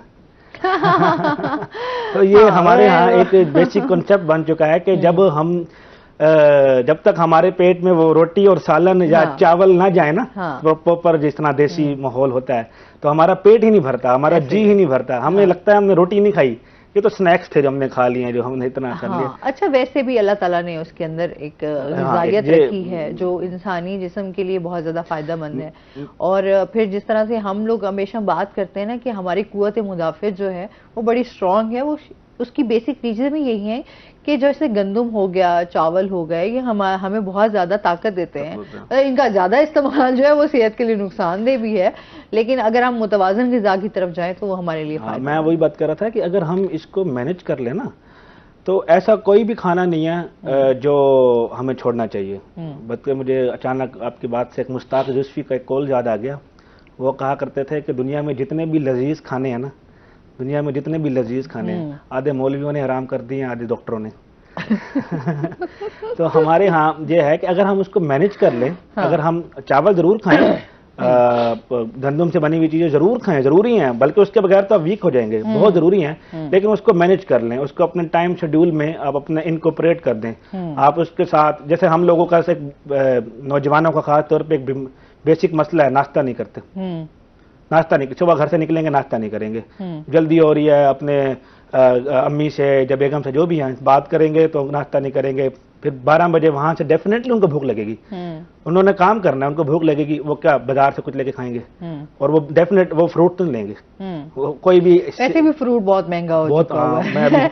अभी मुझे स्ट्रॉबेरी आई हुई है, यकीन करें मेरी फेवरेट है, बहुत शदीद फेवरेट है, तो अभी उसकी इतनी अच्छी खासी जो है वो महंगी है। मतलब आप ये तो एक इशू है। अच्छा, फिर वो थोड़ा सा जैसे मौसम, आप शुरू में जब चीज आए ना वो बहुत ज्यादा महंगे दामों में फरोख्त होती है, जब उसके अच्छा वो मिकदार में बेचना जो है वो शुरू कर देते हैं, बिकना शुरू हो जाती है, तो फिर कहीं जाके रेट थोड़े बहुत जो है वो नीचे आते हैं। लेकिन वही है ना कि एक आम बंदे के लिए जो है फ्रूट्स का भी इस्तेमाल जो है ना वो बड़ा मुश्किल है। मतलब आपकी सब्जी इतनी महंगी है तो आप फ्रूट्स का इस्तेमाल कहाँ से करें? मुझे हमारे यहाँ चूंकि फिर इसका जितने भी हमारे इंडस्ट्रियलिस्ट हैं या जितने भी ये स्टेक होल्डर्स हैं, ये बेसिकली उनका काम है कि वो इस चीज़ पे गौर करें कि किस तरह इसको जो है मैनेज करना है। अब हम एज ए न्यूट्रिशनिस्ट मुझे किसी गरीब आदमी को एक महंगी चीज़ सजेस्ट करते हुए की शर्म आती है। अब मैं उसको कैसे सजेस्ट करूं? मैनेज हम कर सकते हैं कि कभी हफ्ते में 1 दिन या 2 दिन हम किसी तरह उसका एडजस्ट कर दें, लेकिन ओवरऑल जो आपने जिस तरह बात की कि एक चीज़ है वो हो ही आउट ऑफ रेंज गई है, तो वो फिर अब कैसे मैनेज करेंगे? फिर उसका अब मसला एक और भी है कि उसका कम क्वालिटी का मुतबादिल मौजूद है। कम क्वालिटी का मुतबादिल मौजूद है जो आपकी सेहत के साथ खेल रहा है। मार्केट में जिस तरह प्रिजर्व फ्रूट्स पड़े होते हैं या प्रिजर्व्ड मतलब पल्प्स पड़े होते हैं, ये सारी चीजें हैं वो उसका मुतबादिल के तौर पे तो हैं, काम तो चल सकता है लेकिन वो आपकी सेहत के साथ तो खेल रहे हैं। बिल्कुल ऐसे ही है। अच्छा, आप क्या समझते हैं कि जिस तरह से अभी मौसम भी चेंज हो रहा है ना, और मौसम चेंज होने के साथ साथ जाहिर सी बात है आपकी जो सर्दियों की विंटर्स की सब्जियां होती हैं वो डिफरेंट होती हैं। खैर अब तो यूं समझ लें कि अब आपको गर्मियों में भी सर्दियों वाली ग़िज़ाएं मिल रही होंगी और उसके साथ साथ सर्दियों में गर्मियों वाली ग़िज़ाएं भी मौजूद होती हैं। तो अब खैर वो उस तरीके की पहले जैसे चीज़ें समझी जाती थी ना कि अच्छा गर्मियों में ये चीज़ें आपके लिए आसानी से अवेलेबल नहीं होंगी, लेकिन हम लिखते हैं कि गर्मियों में भी आपको उस मौसम में भी आपको वो सब्जियां अवेलेबल होती हैं। तो इस हवाले से आप क्या कहना चाहेंगे? कौन सी ग़िज़ा जो है वो बेहतरीन ग़िज़ा है? पहले मैं अपने इस जवाब का जो आगाज़ है वो एक शेख शादी के कॉल से करूंगा। उन्होंने अपने बड़ी बेहतरीन हकायत लिखी। उन्होंने कहा बूढ़े जानवर का गोश्त और जाते हुए मौसम की सब्जी इंसान के लिए बहुत ज़्यादा मुदर सेहत है। हालांकि जो उन्होंने उस जमाने बात की है जब अभी न्यूट्रिशनल साइंसेस ने उतना अरूज नहीं पकड़ा था, और आज हम देखते हैं यही है। हमारे बुजुर्ग जो थे, जो हमारे ट्रेडिशनल जो लोग थे, उनकी सेहतें बेहतर इसलिए थी कि उन्होंने खाने को एक वक्त के बाद तर्क करना सीख दिया था। मतलब अब मौसम खत्म होने वाला है, उन्होंने खाना छोड़ दिया था। हम अब आम अक्टूबर तक खा रहे होते हैं। मतलब ये एक बहुत ही अब्सर्ड बात है कि एक चीज है जो अक्टूबर में आ रही नहीं रही तक खा रहे हैं। लेकिन हाँ, आजकल के जो मॉडर्न साइंसेस हैं उन्होंने चूंकि प्रिजर्वेशन की ताकत दे दी आपको, आप चीज़ों को प्रिजर्व करना शुरू कर रहे हो, उनकी न्यूट्रिशनल वैल्यू भी नहीं गिर रही, तो आपको जरूर उनको कंज्यूम करना चाहिए। लेकिन बेहतर यही है कि जो जिस मौसम की सब्जी हो या जिस मौसम का जो फ्रूट हो या जो जवान जानवर हो उसके का ही गोश्त खाना चाहिए। जहाँ तक आपने मुझसे बात पूछी कि बदलते मौसम में, अभी मैं बाहर ही बैठा था तो वो मैं नमूनिया के रेशो पढ़ रहा था कि इस वक्त 400 बच्चे जो हैं सिर्फ पंजाब में जो है वो नमूनिया से फौत हो गए हैं। और नमूनिया एक वायरल इन्फेक्शन है। तो हमारे यहाँ एक चूँकि क़ुव्वत मुदाफ़ियत जो है वो बहुत कम है, बच्चों में ख़ास तौर पर, बुजुर्गों में ख़ास तौर पे वो बहुत कम है। तो हमें इम्यून बूस्टर्स की तरफ जाना चाहिए। इम्यून बूस्टर्स क्या होते हैं? Fresh fruits, fresh vegetables, fresh juices. ठीक है, फ्रेश जूस। अब जैसे अभी ऑरेंज है, आप उसका फ्रेश जूस निकालेंगे तो उसका फायदा है। आप उसे घंटे बाद पियेंगे ना तो उसका वो जायका चेंज हो जाता है, चेंज होता है। वो एसिड जो है वो उसका सारा उसका फायदा समझ लें आप, आसान जुबान में एवोपरेट हो जाते हैं। अच्छा, हमारे यहाँ ये है ना कि हम जूसेस को जिसी तरह फौरन हम लोग इसी तरह होता है जूसेस का इस्तेमाल, क्योंकि हमारे यहाँ है फ्रेश जूसेस पीते हैं। लेकिन ये होता है कि घंटे बाद, जिस तरह अच्छा जिम जा रहे हैं तो हमने अपनी पूरी बोतल जो है वो भर ली। अच्छा, वो ये होता है कि अच्छा 15 मिनट बाद, आधे घंटे बाद जो है आप उसको पीते हैं। तो जाहिर बात है वो ग़िज़ाइयत नहीं रहती, वो ग़िज़ाइयत नहीं रहती। और मैं तो कहूँगा कि बिल्कुल ही ग़िज़ाइयत जो है उसमें से ख़त्म हो जाती है। हमें ये चाहिए कि हम पहले तो बेहतर जो है कि घर में ही इसका एहतमाम करें। घर में मशीन ले लें, गाजर का, आजकल तो माल्टे का मौसम है, फिर आम का मौसम आ जाएगा, इन सब के फ्रूट जो हैं आम भी आ जाएंगे। आम का इंतजार तो फिर सभी को रहता है। डेफिनेट सी बात है, मुल्तानियों को एक ही चीज़ का तो इंतजार होता है। हमारी तो जिंदगी आम के गिर्द ही घूमती है। खैर, मैं ये बात कर रहा था कि हमें चाहिए, मतलब आप दिन रात मुझे लगता है आम के बारे में सोचते हैं। हाँ, एक ऐसा न्यूट्रिशनिस्ट हम सोचते हैं कि किसको देना है, किसको नहीं देना, और खुद को कैसे कंट्रोल करना है। ठीक है। तो हमें चाहिए कि फ्रेश जूसेस का जो इस्तेमाल है, जो इम्यून बूस्टर्स हैं, विटामिन सी है, विटामिन ई है, इनमें जो है एंटीऑक्सीडेंट्स होते हैं कंपाउंड, वो आपको, अब ये छोटी सी चेंज है, दिन में 1 गिलास जूस पीने से एक रिसर्च कहती है कि आपको कभी जिंदगी में कैंसर नहीं होगा। अब 1 गिलास जूस पीना कोई इतनी बड़ी बात नहीं है, बल्कि आपको पसंद भी आएगा, आप शौक से पिएंगे। सिर्फ इसलिए नहीं पीते क्योंकि आदत नहीं है, टाइम मैनेज नहीं हो रहा। 60 रुपए की कोक मिल जाती है, प्यास लगी हुई है, 60 रुपए की कोक मिल जाती है। अब जूस वाला जूस निकालेगा, आप 5 मिनट खड़े होंगे, अब हम पियेंगे, इतना टाइम कौन लगाए, 60 रुपए की कोक पी लेते हैं। तो इसी वजह से जो बेसिक आवाम के अंदर जो जिबिल्लत है ना, वो ही उसको इजाजत नहीं देती कि वो इसकी तरफ आए। बल्कि हम तो आपके कैमरे के तवज्जुद से आपको कहेंगे कि बिल्कुल हमें टर्नओवर करने की ज़रूरत है, एडवर्टाइजमेंट इंडस्ट्री को भी टर्नओवर करने की ज़रूरत है। अब हमें चाहिए कि बिल बोर्ड्स पे एड्स की बजाय इनके आ जाने चाहिए, ताकि आवाम के अंदर जो बेसिक शऊर है वो तो उभरे ना। कम से कम जिस तरह वो नेपोलियन ने कहा था कि आप मुझे सेहतमंद माएँ दो, मैं आपको सेहतमंद कौम दूंगा। तो हमें चाहिए कि हम सेहतमंद माशरे की तरफ जो है कदम बढ़ाएं। अच्छा, फिर जिस तरह से हम बात करते हैं ना कि हमें ग़िज़ाएं जो हैं वो भी खालिश तो नहीं मिल रही ना। अच्छा, चाहे सब्जियां हैं, सब्जियां हम देखते हैं गंदे पानी से तैयार हो रही हैं। अच्छा, वो भी हम लोगों को इसमें वो किया जाता है कि अच्छा यार उसको धो के अच्छे तरीके से साफ करके फिर सब्जियों को हम बनाते हैं। अच्छा, चाहे हम फिर अपनी डेयरी वाली प्रोडक्ट्स की तरफ आ जाएं तो तब वहाँ पर भी हम यही देखते हैं कि हमें खालिश चीज़ें नहीं मिलती। अच्छा, पहले होता था कि जाहिर सी बात है लोगों के लिए बड़ी आसानियाँ थी कि आपको खालिश दूध भी मिल जाता था, खालिश देसी घी भी मिल जाता था, आपको शहद भी मिल जाता था, आपको ये तमाम चीज़ें जो इंसानी सेहत के लिए बहुत ज़्यादा फ़ायदेमंद है। अब हम देखते हैं उन्हीं चीज़ों में मिलावट है। आपके मसाला जात तक में आपके लिए जो है उसमें मिलावट की जा रही होती है। मतलब आप खुले मसाले लें जाकर बाजार से तो आपको उसमें जो है कहीं ना कहीं आपको इवन के जो लाल मिर्च तैयार होती है उसमें ईंटें बाकायदा उसकी जो है वो पीस कर मिलाई जाती है। मतलब ये तो हालात है लोगों के, अल्लाह माफी दे। तो मतलब इतना इंसान डर चुका हुआ है ना हर चीज से। लेकिन जाहिर सी बात है, वो कहते हैं ना पेट तो भरना है, पेट तो भरना है ना। तो वो फिर आप जाहिर सी बात है चाहे वो महंगी चीज होगी तब भी आप उसको खरीदेंगे, सस्ती होगी एक बंदे के मुताबिक नहीं, जितना वो कहते हैं ना जितनी चादर उसके मुताबिक उसने पाँव फैलाना है तो उसी मुताबिक चीजें लेगा। तो ये हमारे यहाँ जब से जो चीजें आती है ना वो ये है कि मिलावट शुदा चीजें जो हैं वो बहुत ज्यादा है। इस पर मजीद बात करेंगे नाज़रीन, अभी हमने जाना है ब्रेक पे, हमारे साथ रहिएगा।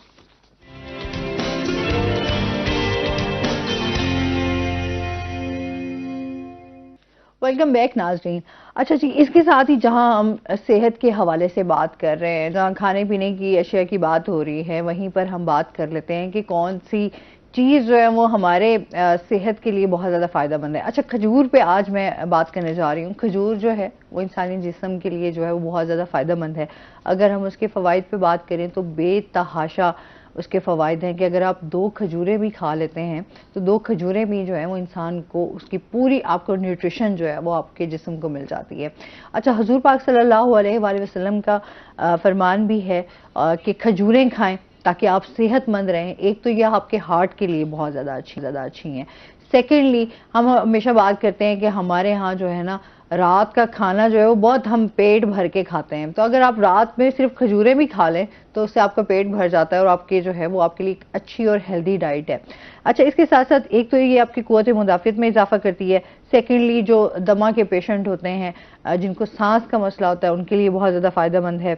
और इसके साथ साथ जो है ना हम जैसे मैंने आपको बताया हार्ट के हवाले से बहुत ज़्यादा अच्छा इसमें भी, क्योंकि खजूरों में जो हम कहते हैं काफ़ी सारी इकसाम हैं जो आपकी सेहत के लिए जो है फ़ायदेमंद है। वैसे हमारे साथ न्यूट्रिशनिस्ट मौजूद हैं, इनसे मज़ीद जो है वो हम खजूर के हवाले से भी जानेंगे कि किस तरह से ये हमें वाइटामिन जो हैं वो भी दे सकती है और इसमें क्या क्या पाया जाता है। एंटीऑक्सीडेंट है सबसे पहले तो, इससे भरपूर है। और सेकेंडली, एक तो कॉन्स्टिपेशन का जिन लोगों को मसला होता है उनके लिए खजूर बहुत ज़्यादा फ़ायदेमंद है। अच्छा, उसके साथ साथ हड्डियों के लिए, बोन्स के लिए बहुत ज़्यादा फ़ायदेमंद है। बच्चों को स्पेशली अगर हम मिल्क शेक बना कर दें स्पेशली खजूर का, और इसके साथ साथ ड्राई फ्रूट्स और भी अगर हम ऐड कर दें तो एक पावर शेक जो है वो बन जाता है। वो हमारे बच्चों की सेहत के लिए बहुत ज़्यादा फ़ायदेमंद है। एक तो उससे एनर्जी मिलती है और आप सेहतमंद भी रहते हैं और उससे भूख भी जो है वो कम लगती है। जिस तरह बहुत सारे हमारे यहाँ जो मसला है कि हमने जो है देखते हैं मोटापा बहुत तेज़ी से बढ़ रहा है बच्चों में भी हम देखते हैं, और जहां हम देखते हैं कि बच्चे बहुत ज़्यादा हम देखते हैं उनकी नशोनुमा नहीं हो रही जहनी तौर पे भी और फिजिकली, वहीं हम देखते हैं बहुत सारे ऐसे बच्चे भी मौजूद हैं जो बच्चे बहुत ज़्यादा खाते हैं और उसकी वजह से वो मोटापे का शिकार हो जाते हैं, जिससे उनकी ना हाइट बढ़ती है और ना ही जो है वो कोई काम ईजीली कर सकते हैं। तो इस तरह के बच्चों के लिए स्पेशली जो है वो हम यही कहते हैं कि वेट लॉस करने के लिए जो है आप खजूरों का इस्तेमाल कर सकते हैं। नाश्ते में स्पेशली जो है वो 2 खजूरें खाएं। इसी तरह ना वो एक सेब खा लें, 2 खजूरें खा लें, दूध का एक गिलास पी लें तो एक अच्छी आपकी जो है वो डाइट है, एक अच्छा नाश्ता है बिल्कुल। तो अभी जो है वो जिस तरह से हम बताएं कि हमारी आई के लिए, स्किन के लिए स्पेशली बड़ी अच्छी है खजूर। तो जिस तरह आजकल खवातीन जो हैं वो अपने स्किन के मसाइल को लेकर बड़ी परेशान नजर आती हैं, तो वो खजूर का इस्तेमाल किया करें। खांसी में भी आपको फायदा देती है वैसे, क्या कहेंगे आप? मैंने तो बहुत सारे फायदे बता दिए हैं, मजीद फायदे आप बता दें। बिल्कुल आपने, मैं थोड़ा सा इसमें टेक्निकल कुछ पॉइंट ऐड करना चाहूंगा कि इसमें ना ऐसे कुछ बायो एक्टिव कंपोनेंट्स होते हैं खजूर के अंदर, क्योंकि खजूर की बहुत सारी किस्में हैं, बहुत सारी, हमारे यहाँ तो कुछ ही एग्जिस्ट करती हैं। मुझे अजवा बहुत पसंद है, यकीन करें। मैं तो जो सऊदी अरब जा रहा होता है ना, मैं तो वहां से स्पेशली उनको ऑर्डर करती हूँ, यार प्लीज मेरे लिए अजवा खजूरें लेते हैं। बहुत ज्यादा, वो डेफिनेटली बात है, वो तो फिर डेट बैक करती है आप सल्लल्लाहु अलैहि वसल्लम के जमाने तक भी। तो एंटीऑक्सीडेंट का आपने जिक्र किया, बायोएक्टिव कंपोनेंट्स होते हैं। उसमें एक और चीज होती है जिसमें जो फाइबर कंटेंट है ना, जिस तरह आपने बताया कि कॉन्स्टिपेशन से बचाते हैं, तो ये उसके लिए बहुत ज्यादा फायदेमंद है। आपने स्किन की बात की, इससे मैं तमाम खवातीन को खास तौर पे कहना चाहूंगा कि ग्लोइंग के लिए इससे अच्छा जो इवन जो आप मास्क लगाते हैं वो भी खजूर की छिलके से बनता है, जो इन्फॉर्मेशन वो इसी से ही बनता है। तो बेहतर है आपसे खा लो, आप जरूर, आपने जो है ना उसको दूसरे फॉर्म में इस्तेमाल करना, वो भी करें। वो असल में मुझे ये हुआ कि खजूरें मुझे इतनी पसंद है, और वो मेरे ये होता है कि हर चीज में, जैसे घर में भी इवन के फ्रूट चाट भी बन रही है तो उसमें खजूर लाजमी ऐड होनी चाहिए। तो खजूरों का इस्तेमाल जो है ना वैसे ही आपको बड़ा वो आपको खजूरों का इस्तेमाल में जो एक बात मैं ऐड करना चाहूंगा वो ये है कि आपको बेसिकली ये एनर्जी का जो सोर्स है ना खजूर का, वो बहुत अच्छा है। हमने असल में जब बच्चों की, आपने वेट लॉस की बात की, बच्चों को जब हम कोई चीज रोकते हैं ना, खाना ना खाने से, तो हमें डर होता है कहीं इनके अंदर एनर्जी की कमी ना हो जाए, ये डेफिशिएंट ना हो जाए, ये वीक ना हो जाए, ये मतलब तो विटामिन डी की कमी हम बच्चों में ज्यादा देखते हैं, बहुत ज्यादा है इस टाइम। तो इसमें खजूर जो है वो आपको एनर्जी देती है, और बड़ी अच्छी एनर्जी देती है, आपको वेस्ट एनर्जी नहीं देती। हमारे यहाँ दो तरह की एनर्जी होती है। एक एनर्जी होती है जो आपको जंक फूड से मिलती है, आप खा तो लेते हो, आपको पेट भी भर जाता है, आपके अंदर ऐसे एक जिस्मानी ताकत भी आ जाती है, आपका दिल कर रहा होता है कुछ। एक एनर्जी होती है जो बड़ी अच्छी होती है, जो लॉन्ग टर्म होती है, जिस तरह वो आपको खजूर से मिलती है। अच्छा, एक कॉलर है हमारे साथ। अस्सलाम वालेकुम। सलाम, कैसी है बेटा, ठीक है? बिल्कुल मैं ठीक ठाक हूँ अल्हम्दुलिल्लाह। इशफाक साहब हैं, बड़े अरसे बाद कॉल किया आपने। जी बेटा, बस मैं जरा मसरूफ था। अच्छा, तो इसलिए आपसे बात ना हो सकी, वरना आपको याद तो मैं करता रहता पूरे रोही चैनल को, आपकी काविशों को और आपकी बेहतरीन प्रोग्रामिंग और जो बेहतरीन गुफ्तगू आपकी होती है वो मैं सुनता रहता हूँ। बहुत शुक्रिया, बहुत शुक्रिया। मेरी तरफ से आपकी रोही पूरी टीम को बहुत बहुत मुबारक हो। जैसे आपने इलेक्शन की कवरेज की, बेहतरीन कवरेज की, बहुत शुक्रिया। और खासतौर पर बिलाल मियादी साहब बहुत अच्छी कवरेज करते हैं, बहुत अच्छा प्रोग्राम करते हैं। और आपका तो एक डिफरेंट अंदाज है, मुझसे तरीबा तो पूछती रहती है आपके बारे में। तो अच्छा, खजूर के मौजू पर बातचीत हो रही है, तो इसकी हिफाजत तो मेरे नबी ने सल्लल्लाहु अलैहि वसल्लम आपने फरमा दी थी, इसीलिए खजूर को जो है ना पूरी दुनिया में एक मुनफरिद मकाम हासिल है। और कैसे रहा, उसको मकाम हासिल भी उसी दिन से हुआ जब रसूल खुदा सल्लल्लाहु अलैहि वसल्लम खजूर के खुश्क तने पर हाथ रखकर आप खुतबा फरमाते थे। और जब आपके लिए मिंबर तैयार हो गया, तो मिंबर जब पहुंचा, आपके एक खातून ने आपको हदिया किया मिंबर, तो पतन भेजा, आप मिंबर से जब तशरीफ फरमा हुए तो खजूर के खुश्क तने से रोने की आवाज आई, जो सहाबा ने सुनी, सहाबों को महसूस हुई। और आपने जब उसके खजूर के खुश्क तने पर हाथ रखा, तो दस के शक्कत रखा, तो उसको रोना बंद हुआ, आवाज आ रही थी, या रसूलुल्लाह जिंदगी में जुदाई हो गई। तो इसीलिए जो खजूर है हमारा इस्लामी फल है, और उसको जब भी मेरी गुजारिश है, जितने भी नाज़रीन मेरी गुफ्तगू सुन रहे हैं, मेरी उनसे गुजारिश, माशाल्लाह सब दिलदार है, समझते हैं, मुझसे ज्यादा बेहतर समझते हैं, तो मेरी उनसे गुजारिश है खजूर का दाना खाने से पहले दुरूद पाक लाजमी पढ़ा करें। ठीक है जी, बहुत शुक्रिया कॉल करने का। जी, मेरा सलाम आपको, खासतौर पर सलाम तैयबा की तरफ से आपको बहुत बहुत सलाम। मेरी दादी प्रोग्राम सुनी, बड़ी दादी, उनकी तरफ तबीयत खराब है, उनके लिए दुआ कीजिएगा, वो आपको दुआएं दे रही है। बहुत शुक्रिया, अल्लाह ताला उनको सेहत दे, तंदुरुस्ती दे, बहुत सारी दुआएं हैं उनके लिए। बहुत शुक्रिया कॉल करने का।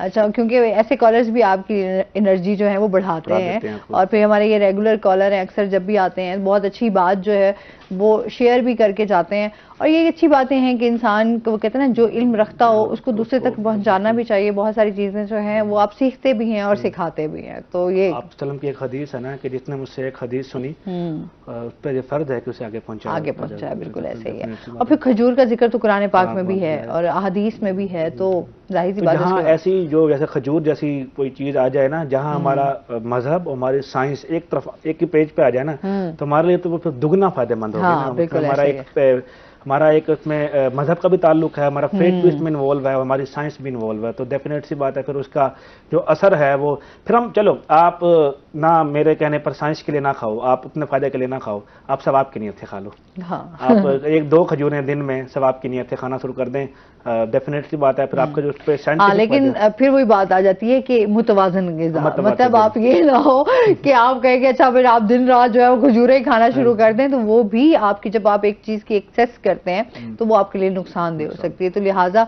मुतवाजन गिज़ा खासतौर पे इसमें लाजमी। ऐड करना चाहूंगा जो खासतौर पे जो रेक्टल कैंसर के शिकार होते हैं ना, उनको नहीं खाने चाहिए, जैसे उनको लिए मना करते हैं। हाँ। तो अब वही मतवाजन ग़िज़ा की हम बात कर रहे थे, तो वो बड़ा जरूरी है कि हम उसमें कार्ब, प्रोटीन, लिपिड, जितनी भी ये चीजें हैं ना हमारे इनटेक, विटामिन, मिनरल, उनको एक परफेक्ट अमाउंट में जो है। वैसे तो ये हर किसी का इंडिविजुअल होता है, आपके लिए और होगा, मेरे लिए और होगा, क्योंकि अल्लाह ताला ने हर शख्स को एक इंडिविजुअल। एक टाइम आया मैंने, क्योंकि खजूरें में मैंने बहुत ज्यादा खजूरें खानी शुरू कर दी, मतलब मैं जब दिल करता था ना मीठा खाने का तो मैंने खजूरें उठा लेनी, तो वो खजूरें खाते खाते फिर मेरा थोड़ा सा स्टमक डिस्टर्ब हो गया, कि वो उसमें ये होता है कि आपका बहुत ज्यादा जो आप खजूरों का, क्योंकि इसकी तासीर थोड़ी सी गर्म होती है, तो जब इसकी तासीर गर्म है तो वो आपके फिर आपके स्टमक को कहीं ना कहीं डिस्टर्ब करती है, कि फिर आप जो है बाकी जो चीजें खा रहे होते हैं वो फिर उस तरीके से डाइजेस्ट नहीं हो पाती, तो लिहाजा मुतवाज़िन ग़िज़ा खाएं। अच्छा, ये तो हम हो गई खजूर के हवाले से, हमने एक ऐसी ग़िज़ा का हमने जिक्र किया कि जिसके हवाले से डिटेल्स आपके साथ शेयर की। अच्छा, इसके अलावा बहुत सारी और भी जो है वो सब्जियां हैं, फल हैं, जिस तरह स्ट्रॉबेरी है, अभी बहुत सारे हम देख रहे हैं। गेनों का इस्तेमाल तो वैसे ही आपके लिए कैल्शियम भी है, उसमें विटामिन सी भी है, आपके लिए बहुत ज़्यादा अच्छा है। कौन सी ऐसी सब्जियां हैं, जो ऐसे फल हैं जिनके छिलके खाने से भी जो है वो आपको फायदा हो सकता है? बहुत सारे हैं। हमारे एक साइंस में जनरल बात की जाती है कि जो चीज़ भी छिलके के साथ खाई जाए उसका फायदा डबल है, ठीक है। लेकिन अब हम आम तो छिलके के साथ नहीं खा सकते ना, हम इस तरह बहुत सारी चीजें जो छिलके के साथ। अच्छा, आम का छिलका स्किन के लिए बड़ा अच्छा है, होता अच्छा है। हाँ, खैर वो तो जरा डिफरेंट उसमें आ जाता है। बहुत सारे जो एक सेलिब्रिटी कल्चर में वो जो बनाना के छिलके होते हैं वो खाए जाते हैं, कंज्यूम किए जाते हैं। हाँ। लेकिन हमारे यहाँ कुछ छिलकों को कंज्यूम, जिस तरह अब खीरा है उसके छिलके को हम नॉर्मल समझते हैं, हम खाते हैं, हमें कोई इशू नहीं होता, हम छिलके का नहीं उतारते। सेब का हम छिलका नहीं उतारते, नॉर्मल है, अच्छी बात है।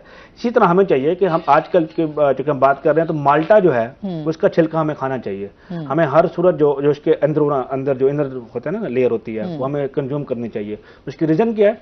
उसकी रीजन यह है कि उसके अंदर हाई अमाउंट ऑफ फाइबर्स होते हैं, वो आपको कॉन्स्टिपेशन से बचाते हैं, वो आपके अंदर किसी किस्म का भी कैंसर नहीं होना देते, किसी किस्म का भी कैंसर, उसमें लंग कैंसर, आपका हर किस्म का जो कैंसर है वो नहीं होता उसमें।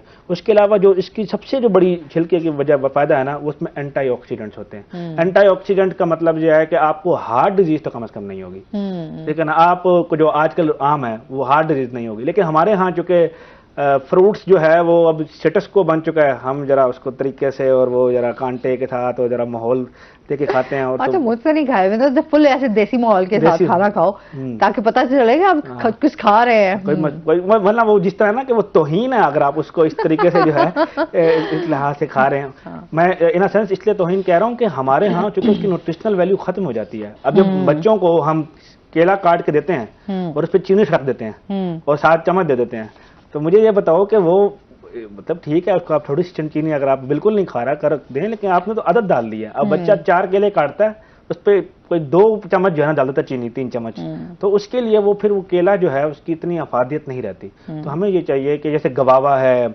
आड़ू है, इन सबको हमें छिलके के साथ कंज्यूम करना चाहिए, क्योंकि हाई फाइबर कंटेंट होते हैं। हाँ। अच्छा, फाइबर वैसे भी आपके लिए बहुत जरूरी है। आजकल तो बल्कि मिल जाते हैं। हम तो लोगों से हाथ जोड़ के गुजारिश करते हैं कि बाजार से एस्पगोल का एक छिलका ही रख लो, घर में पानी में जो है मिक्स करके आप पी लिया करो।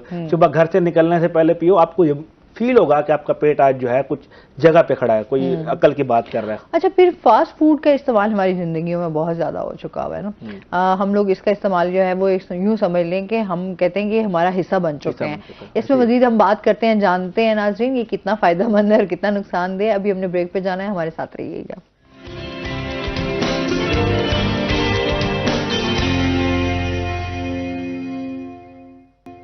वेलकम बैक नाज़रीन। हम बात कर रहे थे फास्ट फूड के हवाले से, क्या कहेंगे इस बारे में? असल में इसमें इसका थोड़ा सा लॉन्ग आंसर है। इसमें 3 किस्म के स्टेक होल्डर्स हैं। एक है मैन्युफैक्चरर, एक है कंज्यूमर, एक है लेजिस्लेटर, 3 लोग हैं। हम चूंकि लेजिस्लेशन की किसी कैटेगरी में आते हैं, जो मैन्युफैक्चरर है उस पर लेजिस्लेशन को चाहिए कि थोड़ा सा कंट्रोल करे, थोड़ा सा जो है ज़रूरी एक चीज़ है, डेफिनेट सी बात है वो हार्मफुल है। एक मुस्लिम हकीकत है, दुनिया में सबको पता है कि एक ये चीज़ है जो हार्मफुल है, तो उसकी एडवर्टीजमेंट डेफिनेटली करनी तो है, थोड़ा सा उसको कंट्रोल्ड एनवायरनमेंट में, या थोड़ा सा जिस तरह सिगरेट के डब्बियों के ऊपर एक आजकल कैंसर का एक वो ऐड चल रहा होता है, तो इस तरह इसके साथ भी इस तरह का थोड़ा सा टैबू अटैच कर दिया जाए ना, तो लोगों में शायद थोड़ा सा कमी आना हो जाएगी, जिस तरह सिगरेट के हवाले से आई थी। लेकिन फास्ट फूड पे कैसे वो कर सकते हैं? नहीं, आप ना इसका यूं कर सकते हैं कि आप जैसे फॉर एग्जांपल कोई बड़ा फास्ट फूड ब्रांड है, तो आप उसको हफ्ते में 1 दिन देना टीवी पे, या 2 दिन देना टीवी पे, आप 7 दिन ना देना। तो इस तरह जो होगा कि कुछ ना कुछ जिस बंदे को नहीं पता होगा, चलो कम से कम उसको तो नहीं पता चलेगा ना, कुछ ना कुछ कंट्रोल हो जाएगा, कुछ ना कुछ फायदेमंद हो जाएगा इस चीज। दूसरा जो सबसे बड़ा इसमें सेगमेंट है, ये तो छोटा सेगमेंट है, वो है कंज्यूमर। हमने कंज्यूमर को अवेयरनेस देनी है, हमने उसको बताना है कि ये खाओगे इसमें तुम्हारा ट्राइग्लिसराइड लेवल बढ़ जाएगा, कोलेस्ट्रॉल का लेवल बढ़ जाएगा, तुम्हारे आर्टरीज ब्लॉक हो जाएंगे, तुम्हें हार्ट अटैक हो जाएगा।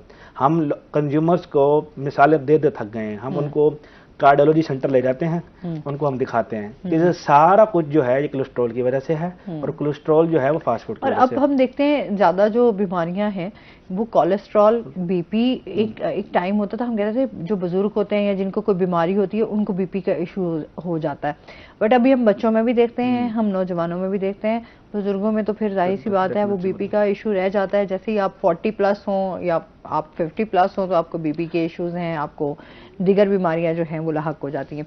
अच्छा, इस पर मजीद भी बात करते हैं। इस टाइम लाइन पे हमारे साथ जो है डॉक्टर काशिफ मौजूद हैं हमारे साथ। अस्सलाम वालेकुम। वालेकुम सलाम। कैसे हैं आप? ठीक ठाक हैं? अल्लाह का शुक्र, आप ठीक हैं? बिल्कुल ठीक ठाक, अल्हम्दुलिल्लाह। अच्छा डॉक्टर काशिफ हमारे साथ जो मौजूद हैं, तो आज हम दांतों के कैंसर पे आज इनसे बात करेंगे। डेंटल सर्जन हैं तो इस हवाले से इनसे जानेंगे। इस टाइम जो दांतों का कैंसर है इसके हवाले से बताइएगा काशिफ। जी मैडम, कैंसर जो है ज्यादातर 40 ईयर्स के बाद होता है मुंह का कैंसर, और मेल में ज्यादा होता है निस्बतन फीमेल के। और सबसे कॉमन रीजन इसकी है तंबाकू नोशी, अल्कोहल का इस्तेमाल, पान, छालिया, नस्वार, इन सब के इस्तेमाल से इसके चांसेस बहुत ज्यादा बढ़ जाते हैं। या फिर इनके साथ एक वायरस भी होता है, ह्यूमन पैपिलोमा वायरस, वो उससे भी हो जाता है आमतौर पे कैंसर। ठीक है। और कुछ दांत ऐसे लगाए जाते हैं जो कि हमारे कुछ लोग साइकिल वालों से दांत लगवा लेते हैं, कुछ ऐसे फुटपाथ पे बैठे लोगों से लगवा लेते हैं। वो ऐसा मसाला होता है नुकसानदेह किस्म का, जिससे वो सेल्फ और एक्रिलिक के दांत फिक्स करके लगवा लेते हैं। वो भी कुछ अर्सा रहते हैं तो मुंह में छाले, अल्सर बनना, और वो आहिस्ता आहिस्ता वक्त के साथ वो मुंह के कैंसर में तब्दील हो जाता है। अच्छा, तो ये बताएं कि अलामात क्या हो सकती हैं, किस तरह से तशखीस की जाती है? अलामात में तौर पे होता है कि मुंह में या होंठों पे जख्म बन जाता है। ठीक है। और जख्म फिर बढ़ता नहीं है, और गर्दन पे या कान के साथ गिल्टियां बन जाती हैं, और दांतों का हिलना शुरू हो जाते हैं दांत। अच्छा। और खाना या पानी भी इवन निकलने में दुश्वारी शुरू हो जाती है। गाल पे, जुबान पे, तालू पे, या जो भी जगह है उस जगह सुर्ख या सफेद किस्म के निशानात जो है ना, पैचेस बन जाते हैं। ठीक है। ये मोस्ट कॉमन कॉजेज हैं। ठीक हो गया। अच्छा, और फिर अगर इस तरह की कोई भी अलामात जाहिर हो तो उसके बाद जो है वो टेस्ट वगैरह करवाए जाते हैं? जी, सबसे पहले फिर यही है, कोई भी इस तरह की अलामात हों तो करीबी डेंटल सर्जन से रब्ता करना चाहिए, और उनको दिखा के अगर खुदा न खासा इस तरह की चीज लग रही हो कि सस्पेक्ट है, तो फिर मुतल्लिका टेस्ट वगैरह करके उसका ट्रीटमेंट किया जाए। अच्छा, क्या एहतियात करनी चाहिए कि आप जो है मुंह के कैंसर से बचा जा सकता है, और कौन सी ग़िज़ाओं का इस्तेमाल करना चाहिए? एहतियात तो सबसे वही है, जो वजूहात है हमारी उनको कम से कम किया जाए। यानी सिगरेट नोशी, पान, छालिया, तंबाकू, जो भी चीजें हैं इनसे जितना हो सके बचना चाहिए और तर्क कर देना चाहिए। और सफाई का ख्याल रखना चाहिए, और कोई भी इस तरह की चीज दांतों में ऐसी फिलिंग ना करवाई जाए इस तरह के मटेरियल से जो खराब, इस तरह के दांत ना लगवाए जाएं, फिक्स करवाए जाएं जो कि नुकसानदेह हों। उन चीजों से काफी वजूहात उसके मसाइल जो हैं कम हो जाते हैं। और साथ में सब्जी, फलों का और बैलेंस डाइट अगर लेते रहेंगे तो उनके इस्तेमाल से भी ये चीजें बचत हो जाती है। ठीक हो गया डॉक्टर साहब, बहुत शुक्रिया आपका, आप हमारे साथ रहे, थैंक यू जी। अच्छा, क्योंकि कैंसर जैसी आप वैसे सुनते हैं ना तो आपके अंदर एक डर और खौफ पैदा हो जाता है। अच्छा, और फिर इस तरह की ये खामोश बीमारियां हैं जो किसी भी, क्योंकि एक तो हम जो ग़िज़ाएँ इस्तेमाल कर रहे होते हैं उसके साथ साथ फिर जो हमारे यहाँ अब बहुत ज़्यादा वेप का इस्तेमाल किया जा रहा है। अच्छा, उसके साथ साथ हम देखते हैं कि लोगों का रुझान इस तरफ बहुत ज़्यादा, सिगरेट नोशी जो है वो बहुत ज़्यादा हो रही है, उसकी वजह से बहुत ज़्यादा हमें मसाइल का। अच्छा, उससे क्या है, आपकी सेहत का भी नुकसान हो रहा है, हाँ, और सेकेंडली आपको और बहुत सारी ऐसी बीमारियां लाहक हो जाती हैं जिससे आपको आगे जाके मुश्किलात का सामना करना पड़ सकता है। ऐसे ही है हमारे यहाँ, चूँकि आजकल नौजवानों में जो एक फैशन बन चुका है और बहुत ज़्यादा ये एक हद तक जो रुझान है वेप का बोला आपने, सिगरेट नोशी का ख़ास तौर पे, और उसके अलावा ये जो हाई लिपिड डाइट्स हैं, इस तरह खाना, और ये नॉर्मल जो है इस तरह के खाने जिसमें घी ऐसे गिर रहा हो, ठीक है ना, ये घी बहुत बड़ी वजह है कैंसर होने की। अगर आपके अंदर गंदा तेल होता है, क्योंकि उसके अंदर रेडिकल्स बन जाते हैं, फ्री रेडिकल्स, और वो फैलना शुरू कर देते हैं। जब वो आपके जिस्म में फैलते हैं तो आपके यहाँ सेल्स डिवाइड होना शुरू हो जाते हैं और उसकी वजह से कैंसर हो जाता है। तो हमारे यहाँ बहुत बेसिक एहतियात करके, बहुत ही सिगरेट छोड़कर, दिन में 20 से 25 मिनट वॉक करके, मुझे अक्सर लोग ये कहते हैं कि आप ना आपके पास आए तो आप तो हमें ऐसे काम दे देते हैं जो हम कर ही नहीं सकते। आप कहते हैं घंटा एक्सरसाइज करो, वो करो, मैंने अब दरमियान में आ गया हूँ। मैं कहता हूँ कि 20 से 25 मिनट आप जो है ना ब्रिस्क वॉकिंग करें, आप सिगरेट ना पिएं, आप वेप बाकी चीज़ों से, इन सब चीज़ों से बचें, अच्छा घी इस्तेमाल करें और मतवाजन गज़ा खाएँ, दिन में 3 वक्त की अच्छी रोटी खाएँ, खुल के खाएं, और हफ्ते में 1 दिन चलें, आपको ज़्यादा दे देते हैं, 1 दिन बाजार का खाना खा लें, ठीक है। अच्छा, ये वो मोस्टली होता है कि वीकेंड पे तो स्पेशली ये हम लोगों के यहाँ वैसे ट्रेंड है, एक त्यौहार बन चुका है ना हमारे यहाँ। हाँ, वही होता है कि फैमिली को अपने जाहिर सी बात है टाइम देना, तो फैमिली का टाइम ये होता है कि अच्छा बाहर चले गए आप कहीं फैमिली। अच्छा, आप किसी को कहो ना कि मैं घर खाना खिला रहा हूँ तो वो बुरा मान जाता है, तो यार मेरी इतनी इज्जत नहीं है, मुझे बाहर खाना खिलाओ। तो बच्चों को भी शौक होता है ना कि अच्छा बाहर जाना है कुछ, आप जो है वो जरा जिस तरह फास्ट फूड की हम बात कर रहे थे, तो बच्चे इस तरह के स्नैक्स वगैरह ज्यादा एंजॉय करते हैं। तो मजीद भी इनसे जानेंगे। नाज़रीन, अभी हमने जाना ब्रेक पे, हमारे साथ रहिएगा।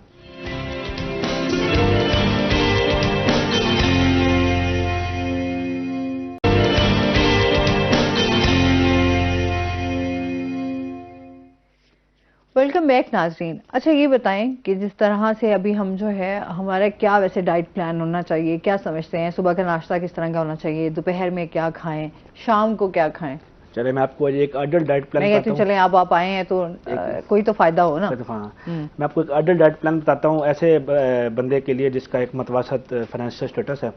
पहली बात तो यह है कि जिसमें हमने डाइट प्लान में जो कहते हैं ना कम खर्च बाला नशीन वाला, हाँ, कि भाई इतनी महंगाई के दौर में हम अगर फ्रूट्स का इस्तेमाल ज्यादा नहीं कर सकते, जिस तरह से जो है हम लोगों को चाहिए कि हम डेली फ्रूट्स खाएं, लेकिन जाहिर सी बात है डेली तो बड़ा मुश्किल हो जाएगा। तो उस हवाले से बताइए कि ताकि हाँ थोड़ा मैं भी कर रहा ताकि हर बंदा जिसको फॉलो कर सके। डाइट प्लान में सबसे जो मेन चीज होती है वो होता है फॉलो ऑफ टाइम।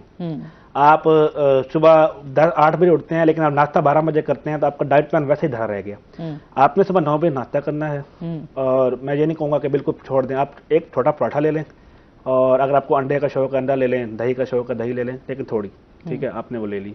अंडा बगैर जर्दी के, इफ यू आर अगर आपने ज्यादा मोस्टली कहा जाता है कि जी जर्दी हटा दें। हाँ, मतलब कोलेस्ट्रॉल की वजह से कहा जाता है। लेकिन मैं तो मेरा सुबह बॉइल्ड अंडा लाजमी होता है, लेकिन मैं उसके साथ जर्दी के साथ ही खाती हूँ, चाहे मुझे जितना भी हमारे मना किया जाए, लेकिन वो ऐसे लगता है अंडा बड़ा अधूरा सा है। अच्छा, उसके बाद हम क्या कहते हैं कि आपने 9 बजे नाश्ता कर लिया, उसके बाद 12 बजे ना आप एक योगर्ट कप ले लें।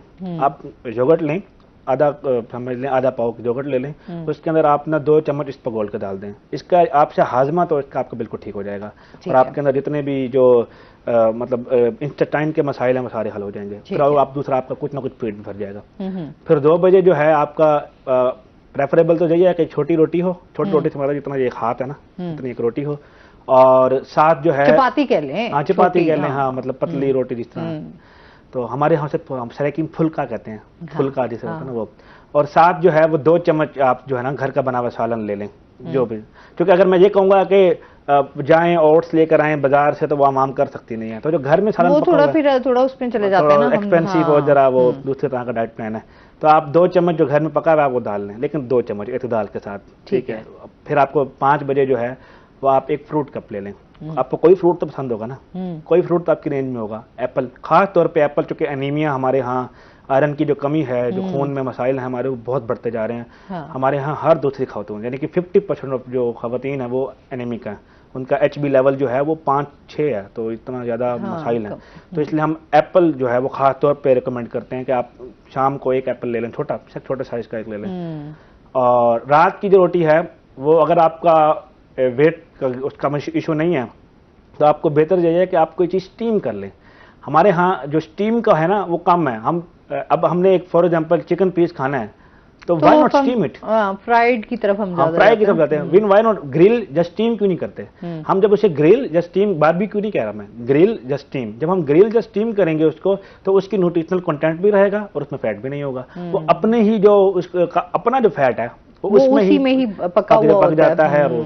और चूंकि हमारे यहाँ चाय का एक वो है, मैं किसी को भी डाइट प्लान दूं, मेरी चाय की बात आ रही है। अच्छा। तो मैं ये कहता हूँ अगर आप दिन में, मेरी खुद की वालदा वो दिन में 3 कप चाय जो है ना पीते हैं, अगर 1 कप भी छोड़ दें तो उनके सर में दर्द रहता है। तो अच्छा, आदत बन जाती है ना चाय, कैफीन है। और फिर हमारे घर में भी, खुद में भी हम चाय लवर हैं, मेरे फादर चाय लवर हैं, मैं चाय लवर हूं। हम उसे कहते हैं कि आप एक चलो पी सकती ना, ब्लैक कॉफी की तरफ जाएं, स्लो करके ना, ब्लैक कॉफी की तरफ। 1 दिन लगेगा आपको, 4 दिन लगेंगे, 2 महीने लग जाएंगे, कुछ एक स्टेप तो लेना। हमारा ये है कि स्टेप ही नहीं लेना, क्योंकि एक दफा सर में दर्द हो गया फिर डर लगता है कि कहीं दोबारा ना हो जाए या ना हो जाए।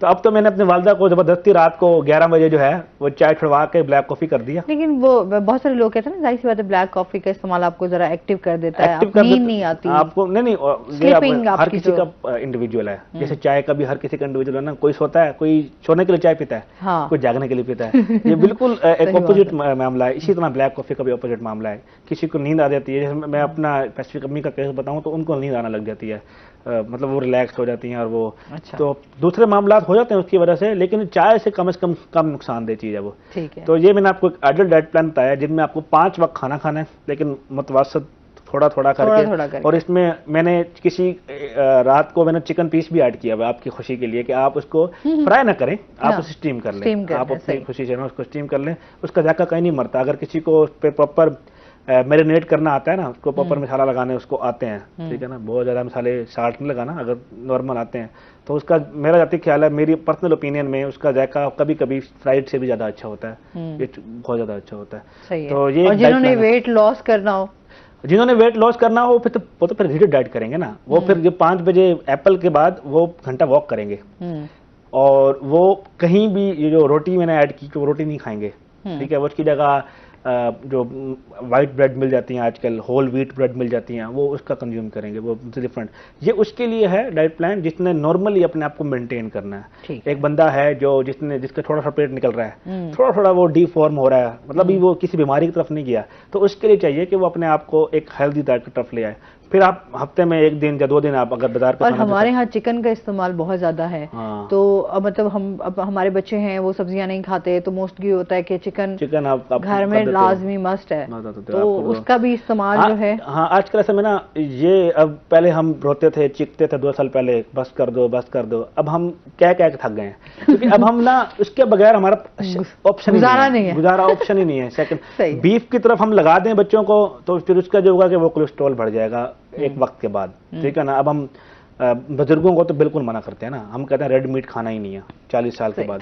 वो भी बात है कि ओवरऑल सबके लिए एक अच्छा मैसेज भी यही है कि भाई अच्छी ग़िज़ा खाएं, हेल्दी ग़िज़ा खाएं, ताकि आप सेहतमंद रहें, है ना। ऐसे ही है ना, सेहत का ख्याल रखना है तो फिर उसके लिए ग़िज़ा का इस्तेमाल जो अपने आप से मोहब्बत करें। हाँ, बिल्कुल ऐसे ही। बहुत शुक्रिया आपका, आप हमारे साथ रहे।